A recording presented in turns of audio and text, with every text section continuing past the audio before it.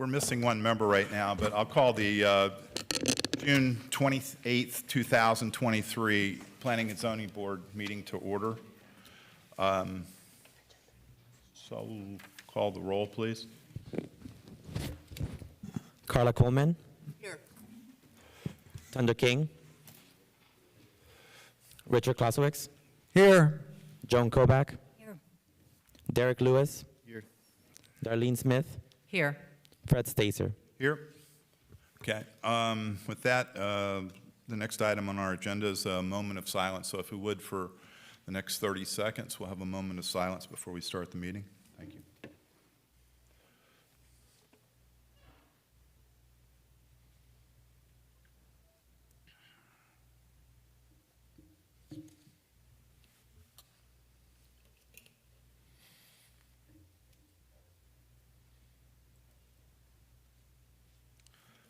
Okay, thank you very much. Next item on the agenda is approval of the minutes from the May 24th meeting. Chair will entertain a motion. Move they be approved. We have a motion. Do we have a second? Second. We have a motion and a second. Any questions, corrections, adjustments? Hi, Chair. Yes, I have one Mrs. Smith, correction. please. Page 5, Okay. under board member discussions, the first sentence of my comment, the last sentence of the first line, she stated that we met for 4 times. It's the number 4 instead of FOR. Number 4 instead of FOR. Any other? Page 5, correct? Page, yeah. Okay. Any others? Hearing none, all in favor say aye. Aye. Opposed? Okay. Next item on the agenda is individuals that are going to testify tonight. If you would at this time stand, well, be sworn all together. And the secretary, if you want to speak tonight on any of the items, please stand at this time and raise your right hand. Go ahead.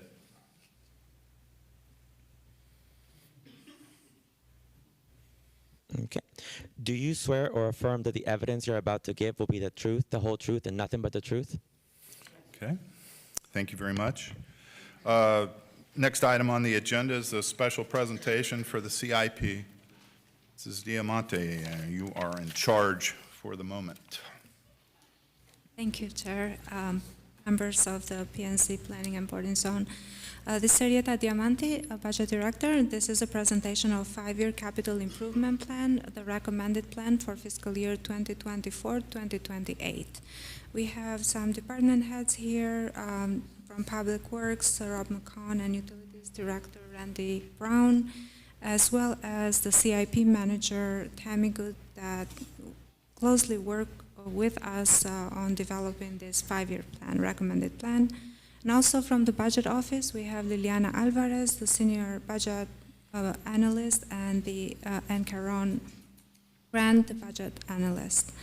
I'm going to quickly present the plan, the financials of the plan, and then for any specific questions that you might have on individual projects, Tammy will answer those questions for you. Okay. So the 5-year capital improvement plan, although it's a 5-year plan, we come every year at the Planning and Zoning Board to present the plan. However, it is updated annually, so all the cost estimates and the individual projects are updated annually. For fiscal year 24, we're across all funds that we're budgeting, we're looking at $43.5 million. And then for the total of 5-year plans for all budgeted funds, the total will be $157 million. I will quickly set up the presentation. Okay.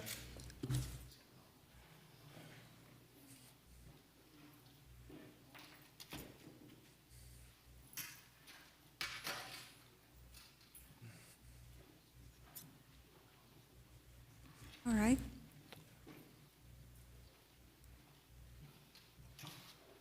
So this is the staff that has been collaborating and in the development of the plan. Usually it starts with an assessment of the capital improvement projects in January and February, and then the department submit the new projects or modify existing ones CIP engineering team look at the cost estimates and make recommendations to the city manager, and then the budget reviews those cost estimates and the planning of the CIPs, and then we present the plan to other advisory boards for their feedback and input, and we bring the same plan to the Planning and Zoning Board for their recommendation. So tonight we're seeking your recommendation for the 5-year capital improvement plan. Eventually the plan is presented to the City Commission during the July budget workshop together with your recommendation and other boards' recommendation. And then the plan is approved in the final public budget hearing, which is scheduled on September 20th, 2023, and then it starts on October 1st, our new fiscal year. So for general capital projects, we have a total of $17.5 million this year. Most of the funding, it's coming from the general fund, approximately $13.3 million. We have a number of capital improvement projects here listed for streets and bridges. We have 11 different capital improvement projects that starts with major bridge rehab, road resurfacing, city sidewalks.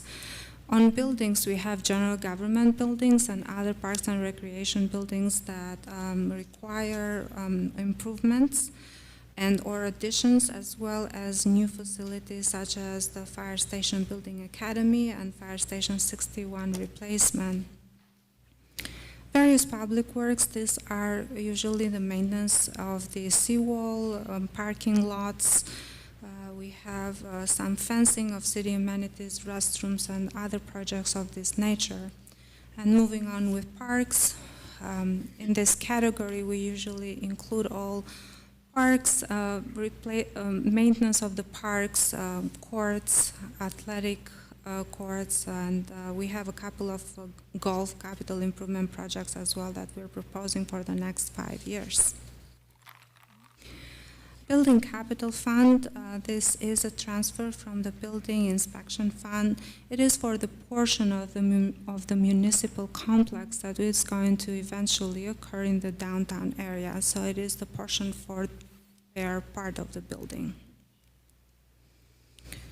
On utilities, the replacement and renewal capital improvement plan, the total budget for fiscal year 2024 is approximately $8.5 million.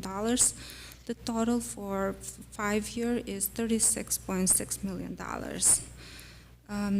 We, along with all the manhole rehabilitation, the main lining, and other water treatment plant maintenance, we do have also some water master plan, reuse master plan updates, and these are studies that are conducted to show the need for any replacement and maintenance of the current infrastructure in the utilities projects. Stormwater Utility Capital Fund, it's approximately $2.1 million for fiscal year 2024, and the 4 years plan is $5.2 million. We have our recurrent stormwater projects here, the drainage, the backflows, the pipelining, and we're also seeking state revolving funds here to accommodate some of the capital improvement projects. So maybe they are not listed here due to timing, but we're always seeking other alternative sources of funding for this particular fund and capital projects. Airpark Capital Fund, the total budget for fiscal year 24 is $95,000, and for the 5-year plan is $31.7 million. Most of the capital improvement projects listed here are FAA and FDOT funded.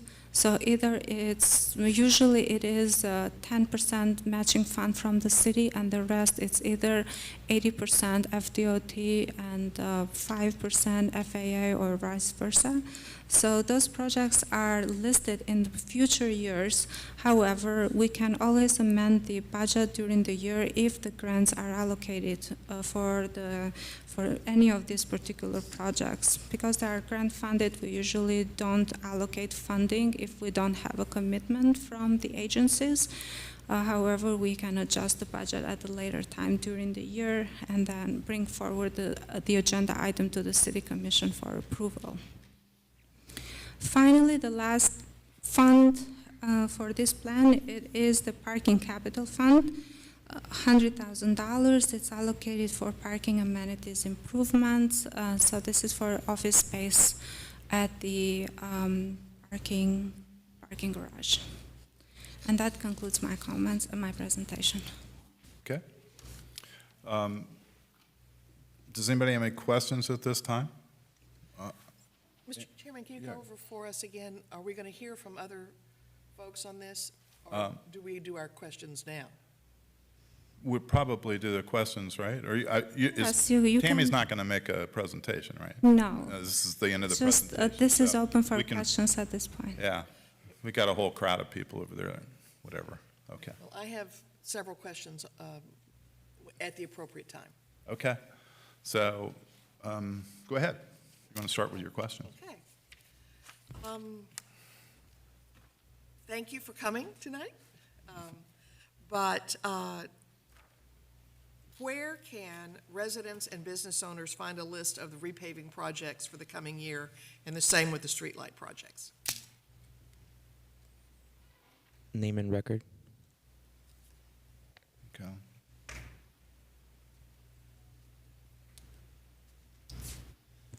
Good evening, I'm Rob McCon, Public Works Director. So regarding the paving, the city has a 5-year paving plan. And based on the current condition of the streets in the city, we have a situation where a lot of them are in the same condition. And we typically like to take care of a neighborhood at a particular time. I don't think that is currently posted on the city's website, but we can do that. And it is updated every year, the 5-year paving plan. I think it would be really great if we could do that. Same with the streetlights, because that kind of information will help us know, as residents of a particular neighborhood, what's going on in our neighborhood. It's really hard to find that kind of information now, and if it's on the website, I think it would be easier than you guys fielding phone calls from anybody who happens to be interested in it at the time. Okay. Fortunately, I don't have an answer to the streetlights. I don't know what the proposed plan is for those. Well, if we've got money in the budget for something, there's got to be a plan someplace for how to spend that, and all I'm trying to do is make sure that that is accessible to the residents. Right, it's not under the purview of Public Works. I'm not saying there's not a plan, I just don't know what that. Okay, but would you at least commit to me that you'll figure out how to get that information out there? Tammy Good, CIP Manager. Yes, we can absolutely provide the plans. There is a plan in place for the streetlights, and we could make that available if we need to. It just needs to be on our website someplace, and with a link or searchable or something, so people know what's going on. Sure. On page 35, you make reference to an animal shelter. I think that there's a typo in that piece. I think you mean air conditioning. It just says conditioning. I think air is missing from that. Well, that's the same thing. It's synonymous when we say conditioned, because not only do you cool it, but you also dehumidify it, so it's synonymous with the term. So we are Get it. conditioning. It's just not understandable to most. Can someone give me an update on the recycling water connections? There's 2 pots of money I see in here, and I take it that one is for laying the pipe and the other is for the connections themselves. If not, would somebody tell me what that is? Sure. That's on page 48 of the plan. Basically the same language about the 500 homes that we're under contract with in Lighthouse Point has been in there for the last couple of years. Is that finished yet? If pipe is laid, what is the schedule for connections? Which streets in the coming years? I know that pipes on my street have been laid for 2 years, but there's been no notification to anyone about connections. Randy Brown, Utilities Director. I'm not sure where you live or where you're located, but as far as Lighthouse Point, we have a 5-year plan for them.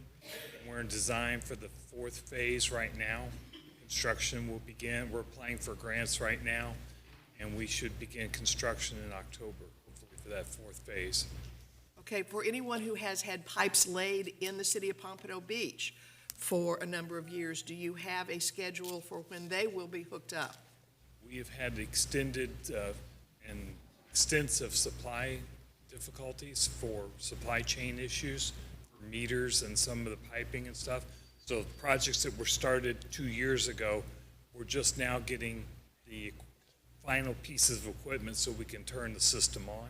So I think you'll see that sometime later this summer, that whole area that you're talking about north of 14th will be activated. Thank you. Last but not least, in the a feasibility study for a master plan for the parks is mentioned in the CIP this year. I would like, if it's not already in the scope for that, for you to strongly consider adding language dealing with an analysis, and this is my language, of how much additional park space, as well as what kind of park space, active, passive, pocket, neighborhood, whatever, should be added in the coming decade to account for the huge increases in residential construction that we're seeing pass through this board every month. Is in Park space- property procurement? Is in No, I'm just purchasing- asking that in the feasibility study on the master plan, there be some look at future needs for the city, and how much, what kind, where. Sure. We absolutely will be looking at that, and what we'll do currently is look at the available real estate that we do own, and then if the master plan determines that we don't have enough real estate, then of course it would extend out into procuring additional properties to facilitate the needs of the community. One of the reasons why that's, and everybody up here talks to people who come before us about green space. And when you're doing infill development, it's impossible to add green space to it in 99% of the cases. So that's going to be a major livability factor and quality of life issue here in the city going forward, that kind of green space, even pocket parks. So I just wanted to make sure you guys were thinking about that. Absolutely. And putting Shaded. some sort of study for it. Shaded green space, yes. Okay, thank you. You're welcome. Next, anybody? Got questions? Yes, Mrs. Kovac, go ahead. I have a question about the municipal complex. When might we see some plans or elevations for what you plan to do?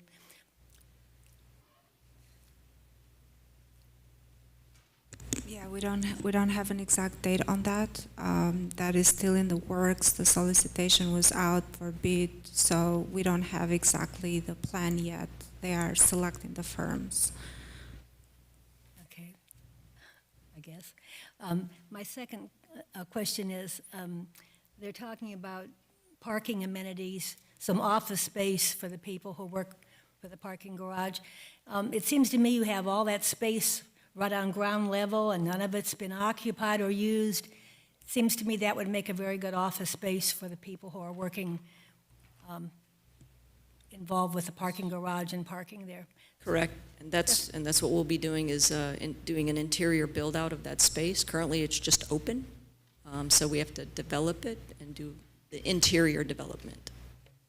Okay, thank you. Next, anybody? Got my own list. Just so I understood, is this from the notes that were about southeast of Sixth Terrace Bridge? Is that saying that the total bridge cost is going to be 2.9 million? No, It's 1.3 or 6 or whatever. Yeah, so that bridge, the total cost of the bridge was a little bit over $5 million when we first estimated the cost. So part of the money was transferred from the major bridge rehab project, which is an umbrella project, to the Sixth Terrace. Last year we adopted $1.6 million, and this is the other portion of it. So the piece that was left over is 1.3 Yes, to this year's budget? yes, that's correct. Okay. Okay, so you just said 5 million, but are you saying you put 1.6 in it last year, Yes. and you're putting 1.3 in it this year? Are you saying that's not enough? And then the rest was coming from the major bridge rehab project, yes. Oh, okay, from that other line item? you're Yes. saying. Okay, I didn't understand what you said first, okay. I'm happy to report from Mrs. King, she saw on page 21, right? Your MLK stoplight has got funded, so we're a little happy about that. This board is happy about that. Question on page 30, we talked about the fire station 63, which is, I guess, is our one that's down right around the corner here. When that's done, that will mean every fire station has been done within a fairly relatively short period of time, is that? Correct. Relatively new, everyone will be relatively The new. last 6 years, we've constructed 6 new fire stations, and this will be the seventh and final one. Right, okay. These are all like Cat 5 rated super. State-of-the-art, everything. Yeah, super Sir. stupid, okay. So if we have a catastrophe or something, we have a place to feed people, Still we do have all kinds of, okay, great. Question on the seawall rehab. I know there was a lot of talk at the county. We are we, that was just a line item for like rehab of certain, is that correct? So, but at some point, aren't we going to have to raise to meet the 235 and the 2050 numbers? When we do work on these existing seawalls, we do have We to. raise them at that time? Sir. Okay, so to what, to the 2035 number? It's the 5.5, I think it's the I'm not sure what the year is. Which one? Okay. But it is the, Well, most of them are now, when they raise them, they Yeah. still build them so they can put the other foot on it if they have to. we are as well, so It's- yes. Okay, that's fine. And is there like, so you're saying they do that, if they have to go work on a section, they go ahead and raise it? No. If it's a minor repair, we won't raise it and have like stair stepping. Right. But what we'll do is typically if a seawall fails or is in disrepair, the entire seawall is it's indicative throughout. Okay. So we wouldn't necessarily go in there and just make a small point repair. Mm-hmm. So, 100 feet blows away or something, you guys will go in and put it up to the 235 number? correct. Okay. Just like we're doing currently at the Ellsdorf Park boat ramp. Okay, thank you. On page 51, we have the relining of sewer piping, and just curious, what percentage, I know it's whatever it was, $1 million something, whatever it was, Mr. Brown, but where does that put us? I know we've done a lot of relining. I lived in an area that got relined 4 or 5 years ago. It's great. It's a great way to save money, too, over the long haul. What percentage, I'm sure it's very small, but what percentage of our pipes get done in a year? Like 1%, 0.5%, something? Probably 0.75% to 0.5%. Okay, It's the amount of money we have goes as far as the size of the diameter of the pipe that we reline. If it's a 12-inch Different. pipe, then it costs more. gotcha, Down at 6-inch or so, then we can do more. sure, Go through.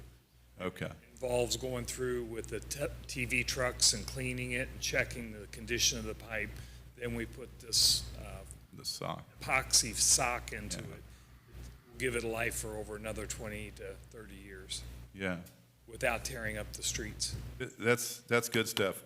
You're doing a great job of keeping us out of the Sun Sentinel, which I can't say for Fort Lauderdale, and that's what we want. I don't care. You're like the what is it, Culligan man? If you're the Culligan man, you're happy if we're not talking about you, right? So that's good. Force main replacement. You don't run away. This is you too, right? Where when we replace these, where is that? That's a very small percentage as well, or? Right now, we're preparing to do the study to examine the entire length of the force main that goes from the barrier island to over on Copens Road. Oh, all the way to the counties? Yes. Okay, And as we do this analysis, the equipment that will be used will be called a pipe diver, and it'll have a sonar in it that will determine the condition of the pipe from the inside out. Tell you the wall thickness of the pipe. it's left Will and help stuff. us identify which projects need to be done. Oh, okay. future. Oh, that's cool. Okay, neat. I don't know who's the backflow valve person, but we put 51,000 a year, so I've noticed we've scheduled that. What, is that a percentage of like these check valves that we need? It's amount, again, the amount of money is used, and it depends on the size of the outfall. Okay, So we may only be able to get a couple if they're larger outfalls. okay, We are working on the areas that we know have backflow issues into the streets. Prevent that. okay, great. Sometimes we do have issues with them, and they are susceptible to failing, and right now, we're working with a very good vendor who's been replacing them at no cost to us, so we're extending the dollars of that. Great. Oh, that's good, that's good. Have people, I know that we just had this come through, so you guys obviously couldn't budget it now. It'd probably be next year. Has there been, and I don't know who would be this, is probably a Tammy question. Has there been any talk about next year, start talking about any money being allocated to 31st Avenue? Or you just wait till next year because you're just about to catch your breath on this year? Are you referencing the streetscape project or Yeah. paving or? Yeah, You know, I think Horatio, that was on Horatio's radar to apply for Okay. some grants, but I'm not that would be exactly great because sure. it is a tie-in between the two Yeah. turnpike entrances, and at some point, DEFDOT's going to change those two, or not change them, they're going to There's spend $100 million on the one in Copans. There is discussions, I will tell you. Yeah. Yeah. Okay, well, I just want to make sure that doesn't get lost, because there was Mrs. Smith and some other folks worked pretty hard to come up with some recommendations, and I think it's a major gateway, so I think it's a very important item. Okay, thank you very much. Anybody else? And if not, anybody in the audience want to ask questions on the CIP? You're going to have a chance to do this again at the commission meeting, too. These people have to run around and talk to the commissioners. They talked to us once, they talked to commissioners a bunch. So, but anyway, anybody else? So we're looking for a recommendation to the commission, is that correct? Okay, does anybody have any more questions? If not, Mr. Chairman, I make a motion that we recommend the CIP plan for 24 through 28 as presented to us onto the county commission. city, City commission, sorry. yeah, Lamar doesn't want this. No. You used to do this, but you don't do it anymore, okay? So, okay, we have a motion, do we have a second? I'll second it. We have a motion and a second. Any questions on the motion?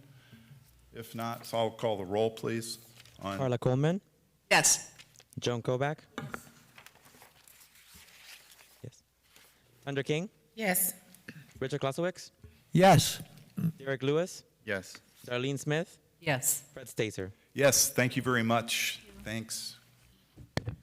Don't wear the commissioners out, okay? It's, they get tired easy. Okay, I think I'm going to clean the whole agenda up because we've got several items, and the next item happens to be one of them that's going to be postponed. So the chair will entertain a motion on item number 1 under new business. The applicant wanted to request a postponement to the July 26th meeting. Chair, Yes, make a motion to postpone LN 214 Covenant Gardens Flex application to July 26. we have a motion. Do we have a second? Second. We have a motion and a second. Any questions on the motion? Hearing none, so I'll call the roll, please. Darlene Smith, Yes. Richard Klasowicz. Richard? Yes. Yes. Carla Coleman, Yes. Thunder King, Yes. Derek Lewis, Yes. Joan Kovac, Yes. Fred Stacer. Yes. Moving down to I'm going to skip down to item number 8. We all received a letter recently, I believe, on item number 8. The owner was requesting, it's an owner. I'm sorry? Yes. Okay, well, I think I have to do them one at a time? Okay, so we'll do 8, 9, and 10 at one time. It's one owner. We're going to postpone to the July meeting. Is that correct? July 26th, 2023 meeting. Chair will entertain a motion on that. Mr. Chair, Yes. I make a motion that we postpone items number LN 355, LN 221, and LN 220 to the July 26th meeting. We have a motion. Do we have a second? Second. Have a motion and a second. Any questions on the motion? Hearing none. Call the roll, please. Tundra King, Yes. Derek Lewis, Yes. Carla Coleman, Yes. Richard Klasowicz, Yes. Joan Kovac, Yes. Darlene Smith, Yes. Fred Stacer. Yes. I bet you the rest of this doesn't go that fast. What do you bet? Okay. All right. Moving on to item number 2. 872 East McNabb Road Alley Abandonment. P&Z 23-27503. Address is the same, 872 East McNabb Road. Mrs. Dolan. Thank you, Chair. Jean Dolan, Development Services. This is a request to abandon a 20-foot wide alley located on the property at 872 East McNabb Road. This alley is shown on the subject property's plat, but has never been paved and has no off-site connections. Since the alley has no purpose, the applicant is requesting it be abandoned. All adjacent owners have been notified, and all the service provider letters have been received with no objection. However, FPL is requesting a utility easement be retained over the area to be abandoned. The review standards for abandonment are the alley is not now or in the foreseeable future of any benefit to the city or its inhabitants, and the abandonment is consistent with the comprehensive plan. Staff has determined that the review standards have been met. Staff suggests the following alternative motions. Alternative motion 1, recommend approval with the condition that a utility easement be retained over the area being abandoned. Alternative motion number 2, table this abandonment request to allow time for the applicant to provide any additional information as requested by the board. Staff recommends alternative motion number 1. Both staff and the applicant are present if you have any questions. Okay. Anybody have any questions before we move to the applicant? Are you okay? I'm okay now. Computer's glitchy. Oh, it is? Okay. I'm sorry, did you have any, do you have? No. Okay, do we want is the applicant want to make a presentation or have anything to say, or they're okay? What? Questions only for the applicant. Questions only, okay. Anybody in the audience want to speak on this item? All right, seeing none, we'll close the public hearing portion of this item. Any last-minute questions, suggestions? And if not, the chair will entertain a motion on item number 2. I can make a motion. Yes, Mr. I'd like to make a motion that the board finds competent substantial evidence has been presented to the board for LN 432, the 872 East McNabb Road Alley abandonment that satisfies the review criteria. Move approval of the item. With the one, Subject to FP&L's condition request. okay. Second. Okay, we have a motion and a second. Any questions on the motion? Seeing none, so I'll call the roll, please. Derek Lewis, Yes. Richard Klasowicz, Yes. Carla Coleman, Yes. Tundra King, Yes. Joan Kovac, Yes. Darlene Smith, Yes. Fred Stacer. Yes, thank you very much. Next item. Pompano Beach Townhome Flex, P&Z 23-055001, address 1531 through 1537 North Dixie Highway. Mrs. Dolan, you're up. Thank you, Chair. Jean Dolan, Development Services. The applicant, on behalf of the Pompano Beach CRA, is requesting approval of a 10-flex unit townhome projects at 0.55 acre property located at 1531 to 1537 North Dixie Highway. The land use designation on this property is commercial and the zoning is B3. The property is within the city's flex receiving area and is eligible to be considered for the allocation of flex units. The proposed project density is approximately 18 dwelling units per acre, which is less than the 46 dwelling units per acre allowed by the B3 zoning with the allocation of flex units. An application for a flex unit allocation must meet the following review standards found in section 154.61D. Number 1, consistency with the goals, objectives, and policies of the city's comprehensive plan, and the allocation of flex units results in a reasonable development pattern compatible with adjacent uses. The staff report includes the goals, objectives, and policies that demonstrate the project is consistent with the comprehensive plan. This allocation of flex units also meets the criteria of creating a reasonable development pattern compatible with the area. The project is adjacent to Dixie Highway on the east, a small retail store to the north, a vacant property with commercial land use and B3 zoning to the south, and single-family homes to the west. The introduction of a residential project in this location is considered more compatible with the single-family to the west than if the area were developed in a commercial use currently allowed by the land use and the zoning. Our recommendation is, here's some alternative motions. In alternative motion 1, recommend approval of the requested 10 flex unit allocation as the board finds the application is consistent with the comprehensive plan with the following conditions. 1, the final site plan approved with this project shall be in substantial conformity to the submitted conceptual plan and any amendments needed to comply with the zoning code and any other relevant city codes. And number 2, if a building permit is not issued within 2 years from the resolution's approval date, the application must request an extension to the approval of this flex allocation, or it will become null and void. Alternative motion number 2 is to table the application for additional information as requested by the board, and staff recommends alternative motion number 1. Both staff and the applicant are present if you have any questions. Okay, thank you very much. Any questions of staff before we talk to the applicant? Seeing none. Somebody impersonating John Rinaldi is up here tonight. He's actually moved on to greener pastures. Oh, he has? Yeah. So it falls back on, It falls back on me. yeah. Good evening, Mr. Chair, man in members of the charge. Planning and Zoning Board. My name is Mike Vondermeulen with Keith. Our address is 301 East Atlantic Boulevard in Pompano Beach, and I have been sworn. I'm just here to answer any questions. We agreed to all the conditions of approval.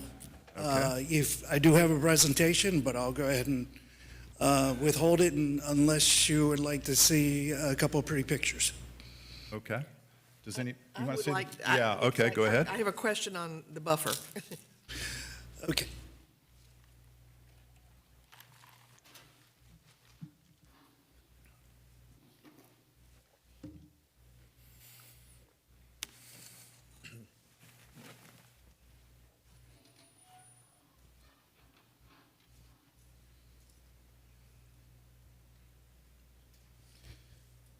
Alrighty.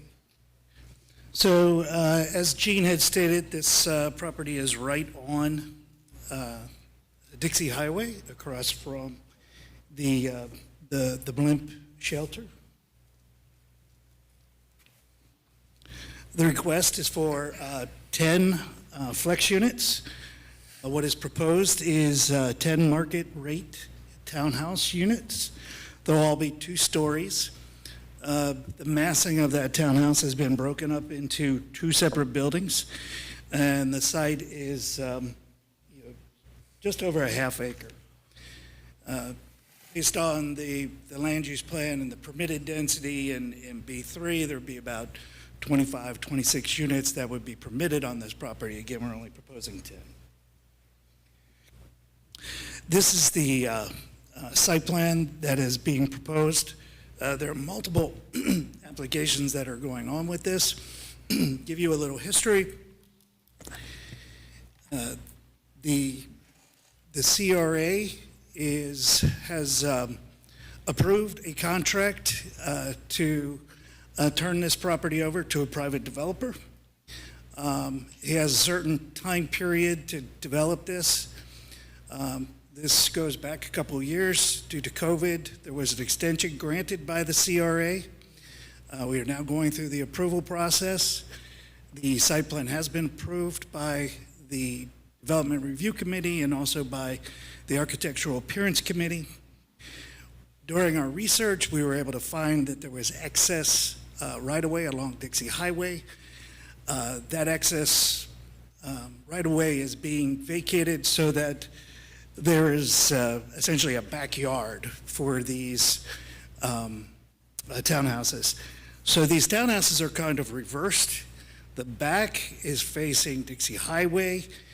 All access, your garages and everything come off a public alley that is in the rear of this property. And you can see that there'll be driveways as well as garages on these 2-story townhomes. There's 2 guest parking spaces you can see on the site plan towards the south.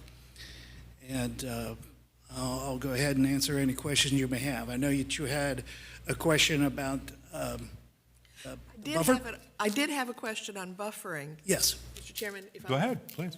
I did have a question on buffering. I just didn't expect to see the front of the townhomes across the street from the single-family homes, I guess, and Dixie Highway that we're now, and I understand you're just here for Flex tonight, but we're spending how much money to beautify Dixie Highway, and we're going to have backyards on Dixie Highway now, which I guess is a fence? There'll be, I believe it's a picket fence with some landscaping. So you'll still be able to visually see the building, but it'll be with landscaping and a Because the fence. building is two-story. Correct. Wow. Okay, we're here tonight for Flex units, so thank you very much. That's You correct. answered my questions. Okay, anybody else? Anybody from the audience want to speak on this?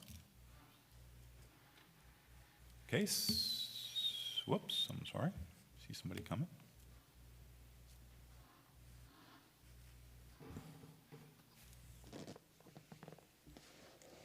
Sarah Peterson, current address 103 Northwest 7th Avenue. Well, first, this site has been vacant for years. I mean, since I was a kid. And I'm glad to see that something's coming up more residential versus commercial for that area. I know it's hard for us to get the single-family homes in there that we want, and the need for housing right now is very necessary.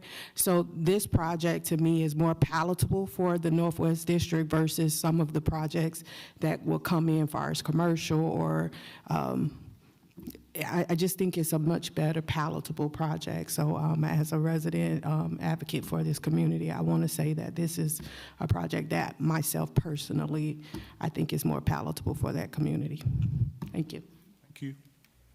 Anybody else want to speak? Okay. Hearing none, I'll close the public hearing at this point. Are there any last-minute questions? And if not, the chair will entertain a motion on item number 3. I'll make a motion. Yes, Mrs. Kovac, go ahead. I move that we recommend approval of the requested 10 flex unit allocation as the board finds the application is consistent with future land use goals, objections, and policies. Okay. With the 2 conditions, or their The conditions? 2 conditions, yes. Okay. Chair will second that motion. Okay, we have a motion and a second. We didn't put on the record an acceptance, did we, of the 2 conditions for the applicant? We did. You did, okay, never mind. Go ahead. I already missed that once, so tonight, I was trying not to miss it again. Thanks. Okay, we have a motion and a second. Does anybody have any questions on the motion? And seeing none, so I'll call the roll on item number 3, please. Joan Kovac, Yes. Darlene Smith, Yes. Carla Coleman, Yes. Tundra King, Yes. Richard Klasowicz, Yes. Derek Lewis, Yes. Fred Stacer. Yes. Thank you very much. Moving on to item number 4.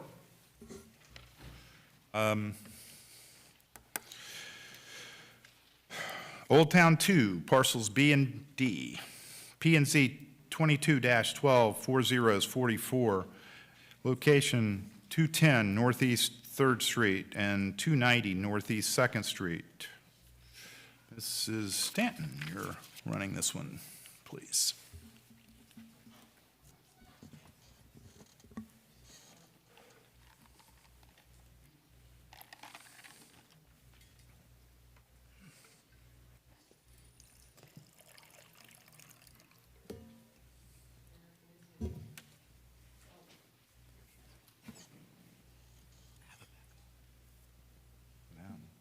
Lost all my files.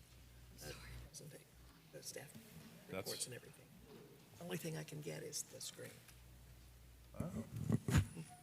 Okay.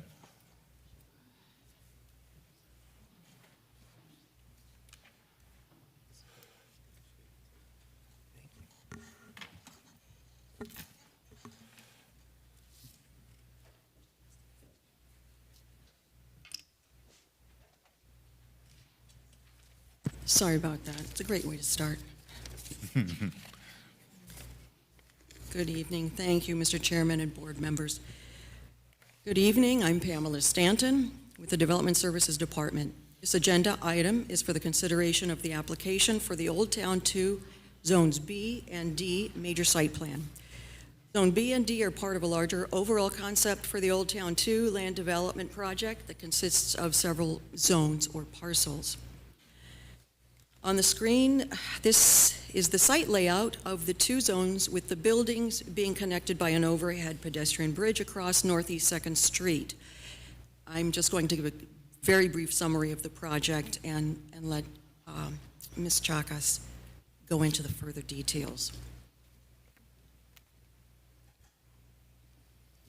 The property for Zones B and D are located in the downtown Pompano Overlay District, with this map showing the site just a few blocks north of Atlantic Boulevard and east of Dixie Highway. This aerial map shows the immediate context of the site. Founders Park is directly across the street to the east of Zone B. Zone D is to the south of Zone B. Here's a very brief summary of what the application includes. Zone B will be a 10-story mixed-use building with 229 units and about 3,400 square feet of commercial space. This building occupies a full block with a building footprint of 52,000 square feet. Zone D will have a 6-story multifamily building, no mixed use, with 90 units and no non-residential space. The building footprint is approximately 17,900 square feet. Both of these zones together will have a combined total of 319 units, on just over 2 acres, and the overall lot coverage of the two buildings combined is 77%. Now, one more notable item about this project: this site plan is the first project in the DPTOC for which the city will apply the Broward County Policy 216.3 for affordable housing. And I won't get into too much detail on that policy. I'll let Ms. Dolan do that on the agenda item later in the meeting. That agenda item will create a policy that preserves the units in the city's basket of rights. I just wanted to point that out about this particular site plan. This application was reviewed against the site plan review standards of the zoning code, and details on how the project complies with those standards are included in the staff report in your backup. Development Review Committee reviewed the project on January 18th and March 15th of this year and received building design approval earlier this month from the Architectural Appearance Committee. Last slide. Should the board find that the application has provided competent substantial evidence to satisfy the review standards for major site plan approval, the Development Services Department recommends including the following conditions. 1, provide a revocable license agreement approved by the City Commission for the overhead pedestrian bridge. 2, provide the right-of-way or public easement dedications along all rights-of-way, including the alley on the south side of Zone D. 3, the property records must be updated in the Broward County records to reflect the proposed property lines identified on the site plan. Prior to building permit, provide a copy of the recorded unity of title and remove the property on the north side of Northeast 3rd Street. That's not a part of this site plan. 4th, last, and the usual standard conditions of approval and or specifications required prior to building permit, zoning compliance permit issuance. I'm here to answer questions. Also, Ms. Chakas is here for a presentation. Okay. Thank you. Does anybody have any questions of staff before the presentation? Yes, go ahead, Ms. I think in one of the conditions has 2 A's. You may want to take a look at that. I do see that now. Okay, That will be taken care of. thank you. Okay. Anybody else? Counselor, you would like to go? Before we move on, I just want to say that I've had ex parte communication with this particular applicant, and nothing that was said during the course of that communication would preclude me and will not preclude me from dealing with this application as it is presented tonight. Okay? Good evening, Nectaria Chalkis with the firm Lockery and Chalkis on behalf of the applicant.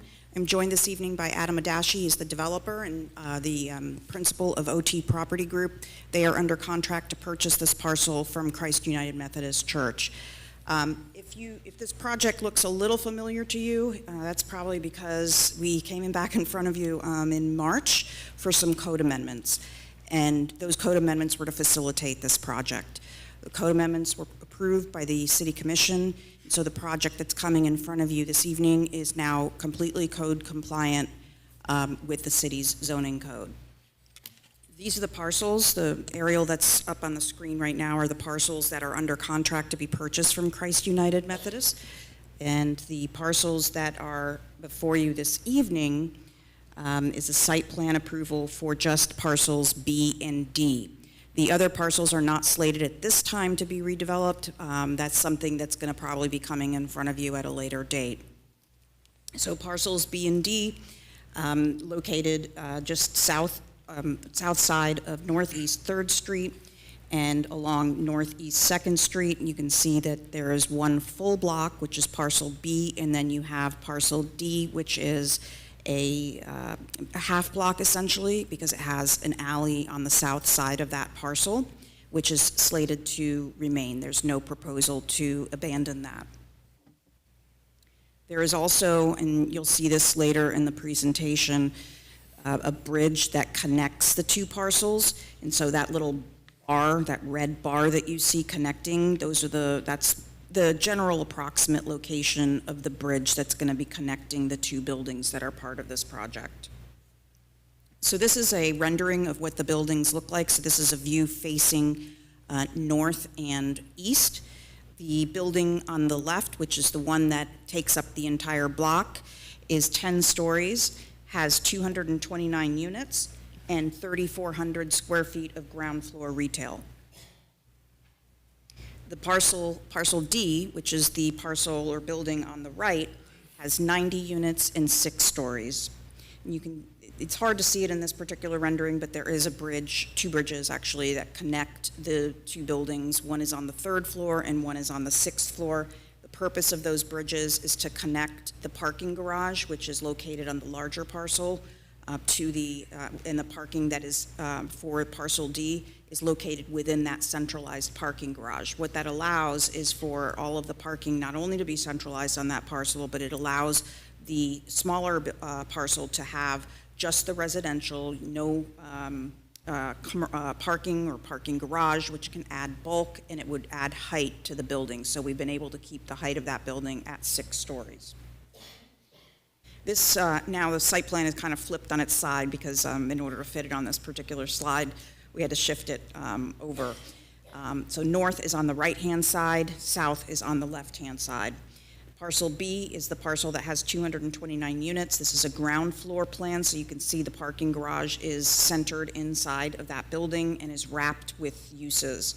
The access to the parking garage is along Northeast 3rd Avenue, so on the south, directly south of, or directly east of the parking entrance is Founders Park. And then you have parcel D on the left side of the screen, which has the 90 units, and that is 6 stories. The streetscape along the perimeter of the site will be redone. It'll have 10-foot wide sidewalks, new trees, and then 32 parallel parking spaces around the site, and also a total of 449 spaces. 415 of those will be in the parking garage. So this project has surplus of parking. We parked it at about roughly 1.3 parking spaces per unit. The code requires 1 space per unit, so we're providing a little bit more. That's something that we think is going to be palatable to the lenders who still want to see a little bit more parking than just the 1 unit. Each lender is a little different, but that is kind of the comfort zone for this particular project and the user.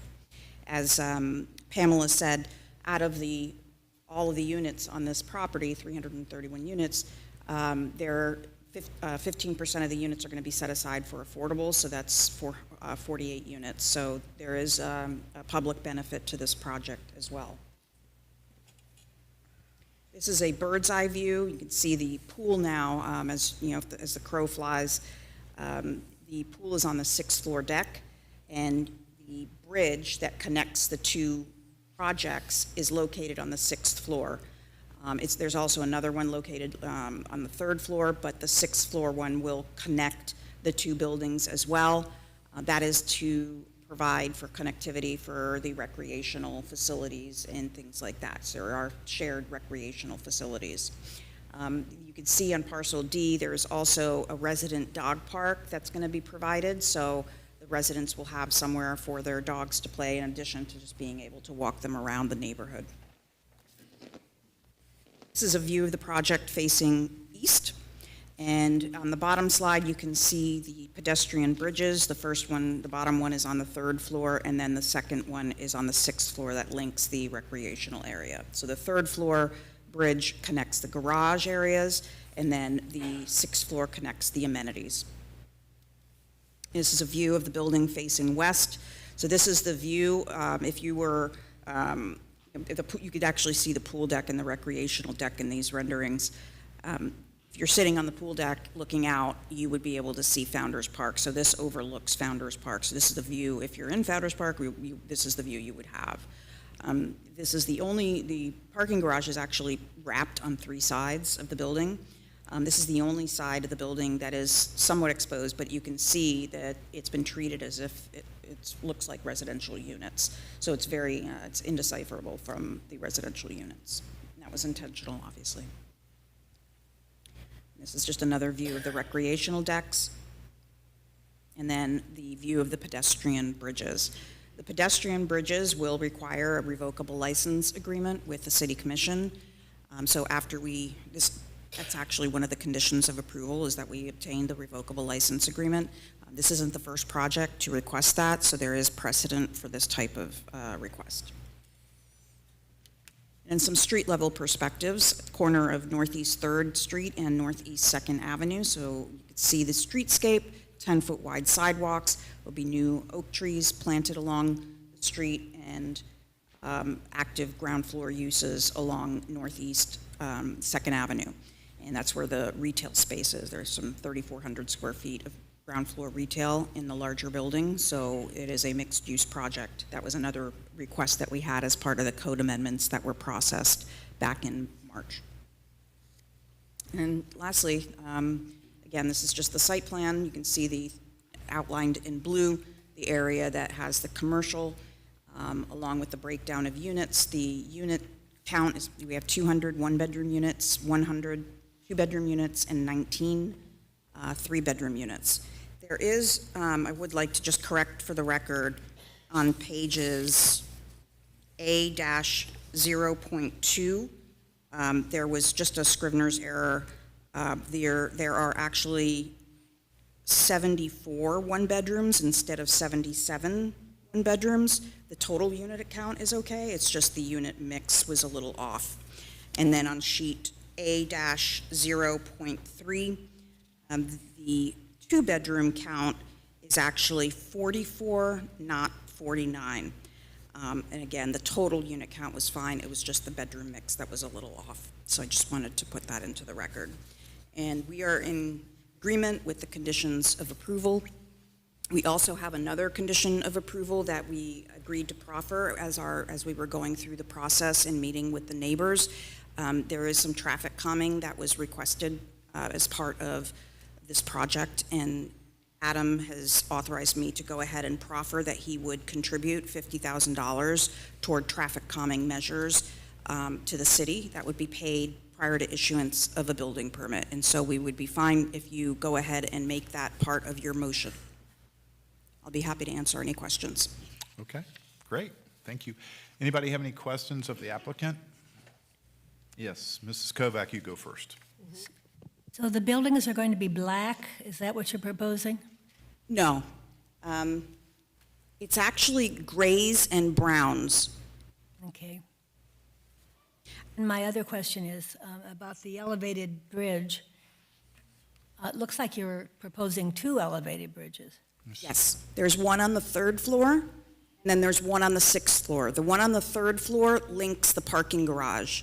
The one on the sixth floor links the recreational areas. And they both go over second, right? Both go over second, that's correct.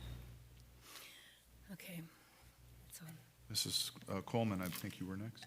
Just a clarification. You are doing ground floor commercial on only one of the buildings. Yes. I think the word lounge is being used on your graphics on both buildings, but you don't mean that as a lounge open to the public. It's just amenities for the residents. It's a resident lounge. Yeah. Okay. All right. I just wanted to make Correct. sure I was understanding that correctly. Thank you. Anybody else? As it relates to the affordable housing component, are you planning on having the affordable housing there, or I guess electing to do the buyout? No, we're having the affordable in the development. Okay. Anybody else? I just want to go ahead, I know the answer to this, but let's just put it on the record because we've had this in the past. So the bridges, the way that they're supported, it's all done within your client's property, not supported anyway on they're just air underneath the right of, over the right of way. Correct. Okay, thank you. All right. Mr. Chair, I had one more question. As it relates to the parking, how is the parking going to be divvied up between the units? Is it going to be set for the number of units, and then there's just going to be additional free guest parking spaces?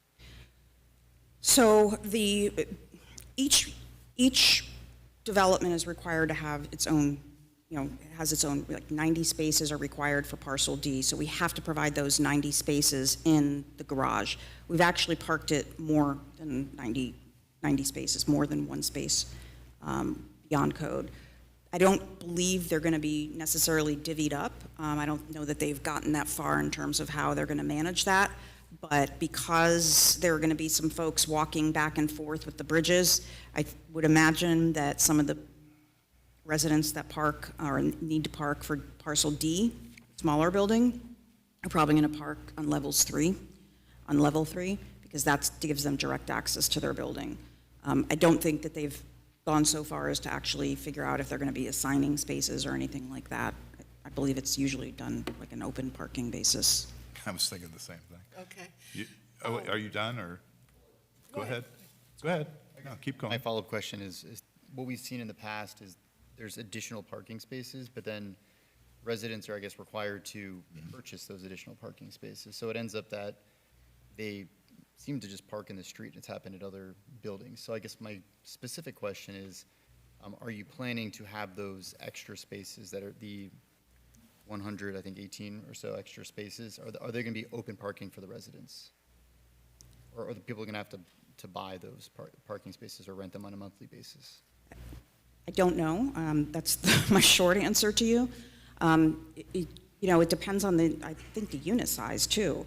If you have a one-bedroom unit and you're going to be entitled to one parking space for that unit, because that's what the code requires, the zoning code requires that. It is not uncommon for management companies to charge if you have an extra car. So I just don't know that they've made that decision yet. That's really a management issue that'll happen down the road. By code, they're required to have one parking space per unit. Okay, Mrs. Coleman, I think, was next. It's a very similar issue here. I mean, the same issue here. We have had issues with other buildings where we made sure we had enough parking in the building, but then because of this issue that Mr. Lewis brought up, we've had really issues with people deciding they didn't want to pay the second parking space and intrusion into the neighborhood, parking everywhere in the neighborhood. And I'm not sure how we deal with that as a board or as in conditions, but we're grappling with it. And that's an issue that we're hoping that we won't have with this development. So you know where that's coming from. Yes. It is an issue in the city, and we feel like we can't get into your management too much, but we want to try to make sure that we're not bleeding parking into the existing neighborhood. Understood. And when you figure it out, tell us. Yeah. Because we will then require it, because we haven't figured it out yet, so. But it is a very important question. Mrs. King, go ahead. Yes, in that area, we have a large populace of unhoused in that community. I didn't see anything on the SEPTED plans as it relates to, will there be full-time security? I don't know if you've been down there recently, but there are a lot of unhoused that, I came through there the other night, last night, as a matter of fact, when I left the commission meeting, and I probably drove by 15 or 20 people. So there's a very large populace, and obviously this is going to be families there, so that would certainly be a concern. Yeah, I think full-time security, the building will be secure. I mean, in order to get into certain areas of the building, you will need, it's common to have, either a card reader or something that would need to be inserted. I don't know that they're going to have a security guard there, or that there's going to be a, desk lobby, person, but during the day, there will be management on staff, and that will be there, leasing office, things like that. At night, it may change, but again, that's something I think that they're going to handle later down the road. Generally, if there's a problem, that's where you start to see, maybe they're going to bring in security if it is a problem. I think you may end up. It's a problem. It's Yeah. there now. So, I mean, I'm sure you don't want to give your residents a false sense of security, but it is an issue right now. Yeah. And you're going to put this building, you put in your building is not going to make it go away. So I just think it's something that you should take a close look at before we put families there. It's unfortunately, it's a problem everywhere. I understand that.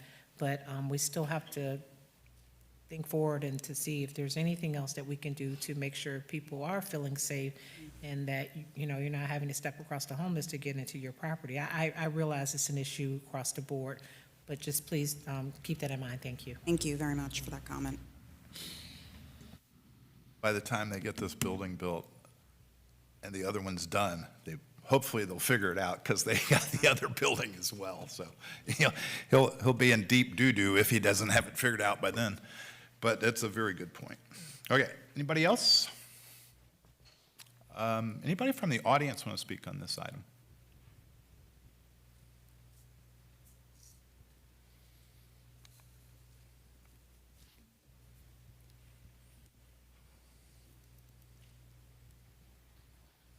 Sarah Peterson, current address 103 Northwest 7th Avenue. I've attended a few meetings from this developer, and what I want to speak to is the willingness to work with the community and hear the community out. I've sat in many of development meetings, and they steamroll. This developer has come and met with the community and heard a lot of the negative and figured out what he can do and still run his business. I want to speak to that, and I hope that is something that echoes with all of the developers that come through here to figure out how they can work with residents and still do business, but understand the community's needs as well. I appreciate the willingness to keep the affordable housing component and actually house people affordable. A lot of developers are just paying out. So that to me speaks volumes of the character this developer has, and I hope, it sets a trend for the type of developments we need in this community. So I hope you guys voted in and, stamp this as the type of developers we want in our community. Thank you very much. Anybody else want to speak? Okay, seeing none, I'll close the public hearing. Do we have anybody have any final comments? I just had a couple, or at least one. One of the things, and we've talked, and this is Dolan and I were talking about this a lot this week, but one of the things that we really are concerned about, and this project really, in my mind, like some of our other projects, and then not like some of our other projects, but this one specifically has done a very good job of screening away, so to the maximum extent, the parking garage. I think this is an element that is extremely important to our thought process of this 21st century development of these larger projects, and I would like to echo what Ms. Peterson said. This is the type of development and developer that you want. And I also very much appreciate, as in one of my conversations I had with the developer, it had to do with the old Pompano traffic situation. So the fact that they made that contribution says a lot about the particular development as well. So anyway, with that, if there's no other questions, the chair will entertain a motion on item number 4. Chair, I'll make the motion. Yes. I'd like to make a motion that the board finds that competent, substantial evidence has been presented for Old Town 2 parcels B and D, major site plan and building design that satisfies the review criteria, and move approval subject to the 5 conditions, with the 5th being contribute $50,000 towards traffic calming. Prior to building permit. Prior to building permit. Thank you. Okay. Second. We have a motion and a second. Any questions on the motion? Seeing none, so I'll call the roll, please. Darlene Smith, Yes. Derek Lewis, Yes. Carla Coleman, Yes. Thunder King, Yes. Richard Glasowicz, Yes. Joan Kovac, Fred Stacer. Yes, good luck with your project. Hope to see your other one, CO, soon. I'm sure you do too. Okay. With that, we move on to item number 5. 580 Briney rezoning. P&Z 22-13, 4012, 580 Briney Avenue. And, Mr. Reale, you're doing this. Yes, good evening, Chairman Stacer and members of the Planning and Zoning Board. For the record, Scott Reale, I'm a planner with the Development Services Department, and for those of you who don't already know him, with me tonight is Mr. James Hickey, Director of Planning with CGA Solutions, who will be summarizing the rezoning request before you this evening. I expect this may be a spirited public hearing agenda item, so I'll say no more and let Jim take it from here by giving you an overview of the proposed planned development infill project at 580 Briney. Thank you. Thank you, Scott. And for the record, Jim Hickey, address 1800 Ella Drive, Fort Lauderdale, here to present the city staff's presentation for this item. Again, this is 580 Briney Avenue. They're requesting a planned development district. If this goes on, that would work. There we go. PDI districts are established and intended to accommodate small site infill development. Also, it's intended to provide the flexibility to enable high-quality mixed-use development on relatively small sites, yet require design that ensures infill development is compatible with surrounding existing development and available public infrastructure. So again, the request this evening is to rezone the property. The property currently is RM20, which is multiple family residence. There's also a overlay district. It's the Atlantic Boulevard Overlay District, and they're proposing to change to, again, to the PDI. We'll talk a little bit about the RM20, but also the overlay district, because the overlay district does entitle the property to some additional development, which is beyond the RM20. And for those that don't know, the project location is at the southeast corner of Briney Avenue and Southeast 6th Street. The proposal is to redevelop the existing 17-unit hotel with a proposed 28-unit, 11-story mixed-use residential project. The 11 stories would include the first floor, which would be a commercial site just under 900 square feet, along with building amenities for the first floor, 10 stories above, which would be residential development, and 1 story below, which would be for all of the parking for the site. So as I've said, the existing zoning is that RM20. The Atlantic Overlay District, which is hard to see on a colored map here, that the RM20 there on that map is the brown. The angled black, that is the overlay district. So this area also has the overlay district. The overlay district in here has a maximum height of 105 feet. So it's a lot different than what's existing. I think that's part of the concern that some of I'm sure the residents have, is that the existing building is 2 stories. However, the current zoning as of today would allow a building that's 105 feet. Now the applicant is proposing in the PDI to go higher than that, which is the 113 feet, 2 inches, which is just over 8 feet above what's allowed per the overlay district. The existing land use, when we look at land use and we look at planned developments, the net acres, which are 0.89, would be for your existing zoning. The 1.135, because you're doing a planned development, they're allowed to utilize that additional acreage. And that really is just for those that don't know, that's the area around. They get half of the right-of-way line, which is along Briney, and then half along 6th. So those small two pieces added up bring you to the 1.135. The proposed density is 24.67, which is just under the 25 units per acre, which is allowed per the land use plan. In your backup also is, consistency with the plan. I went through that. So each of these, of course, as you walk through, any zoning request that you all see that needs to be reviewed has to be consistent with the comprehensive plan, not only with density and intensity, but also with the goals, objectives, and policies. This is very hard to read, so I apologize for you in the audience, but this is the proposed site plan. This is actually going through it's required as part of the rezoning, but is a separate application that the Planning and Zoning Board will consider at a later date. In order for them to get the approved site plan, they would need to have the zoning approved by the City Commission. So when we look at planned developments, we look at two major sections, the 155-3602, and that's general requirements for all planned districts.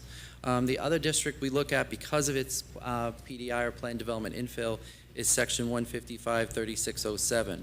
And specifically in those areas, we look at use standards, development standards, and intensity and dimensional standards. As part of this application, the applicant also has to identify if there's any modifications to the development standards. So again, my apologies for those in the back. Hopefully you can read those. The yard setbacks are larger than required. The front yard setback, they're actually going to be set back in. There's kind of I call it a portico share, that will be able to drive in. Folks will be able to enter the building. The side yard setbacks are larger, required is 5. They are going to provide 6 feet 10 inches. The side yard street setback is setback at 12 feet.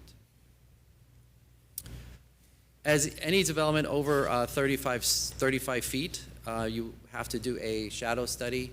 These were provided in the backup. They're required for your spring and fall equinox and your winter and summer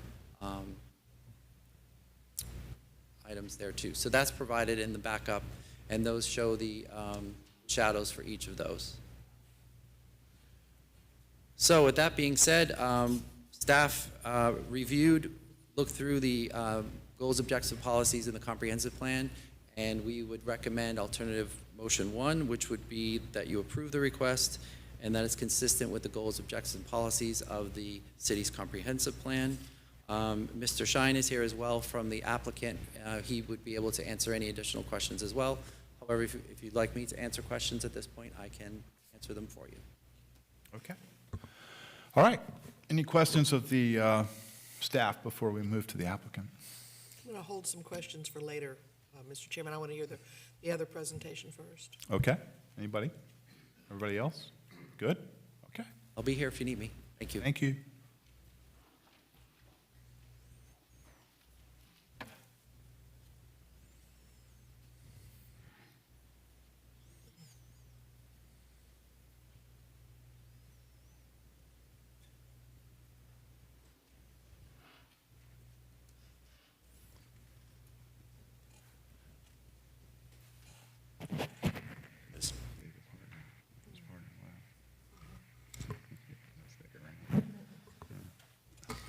Good evening, Chair, members of the board. Andrew Shine with Lockery and Chakas here representing the property owner.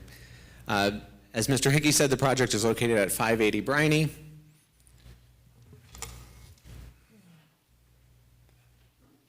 Got it. Okay. He showed the aerial of it.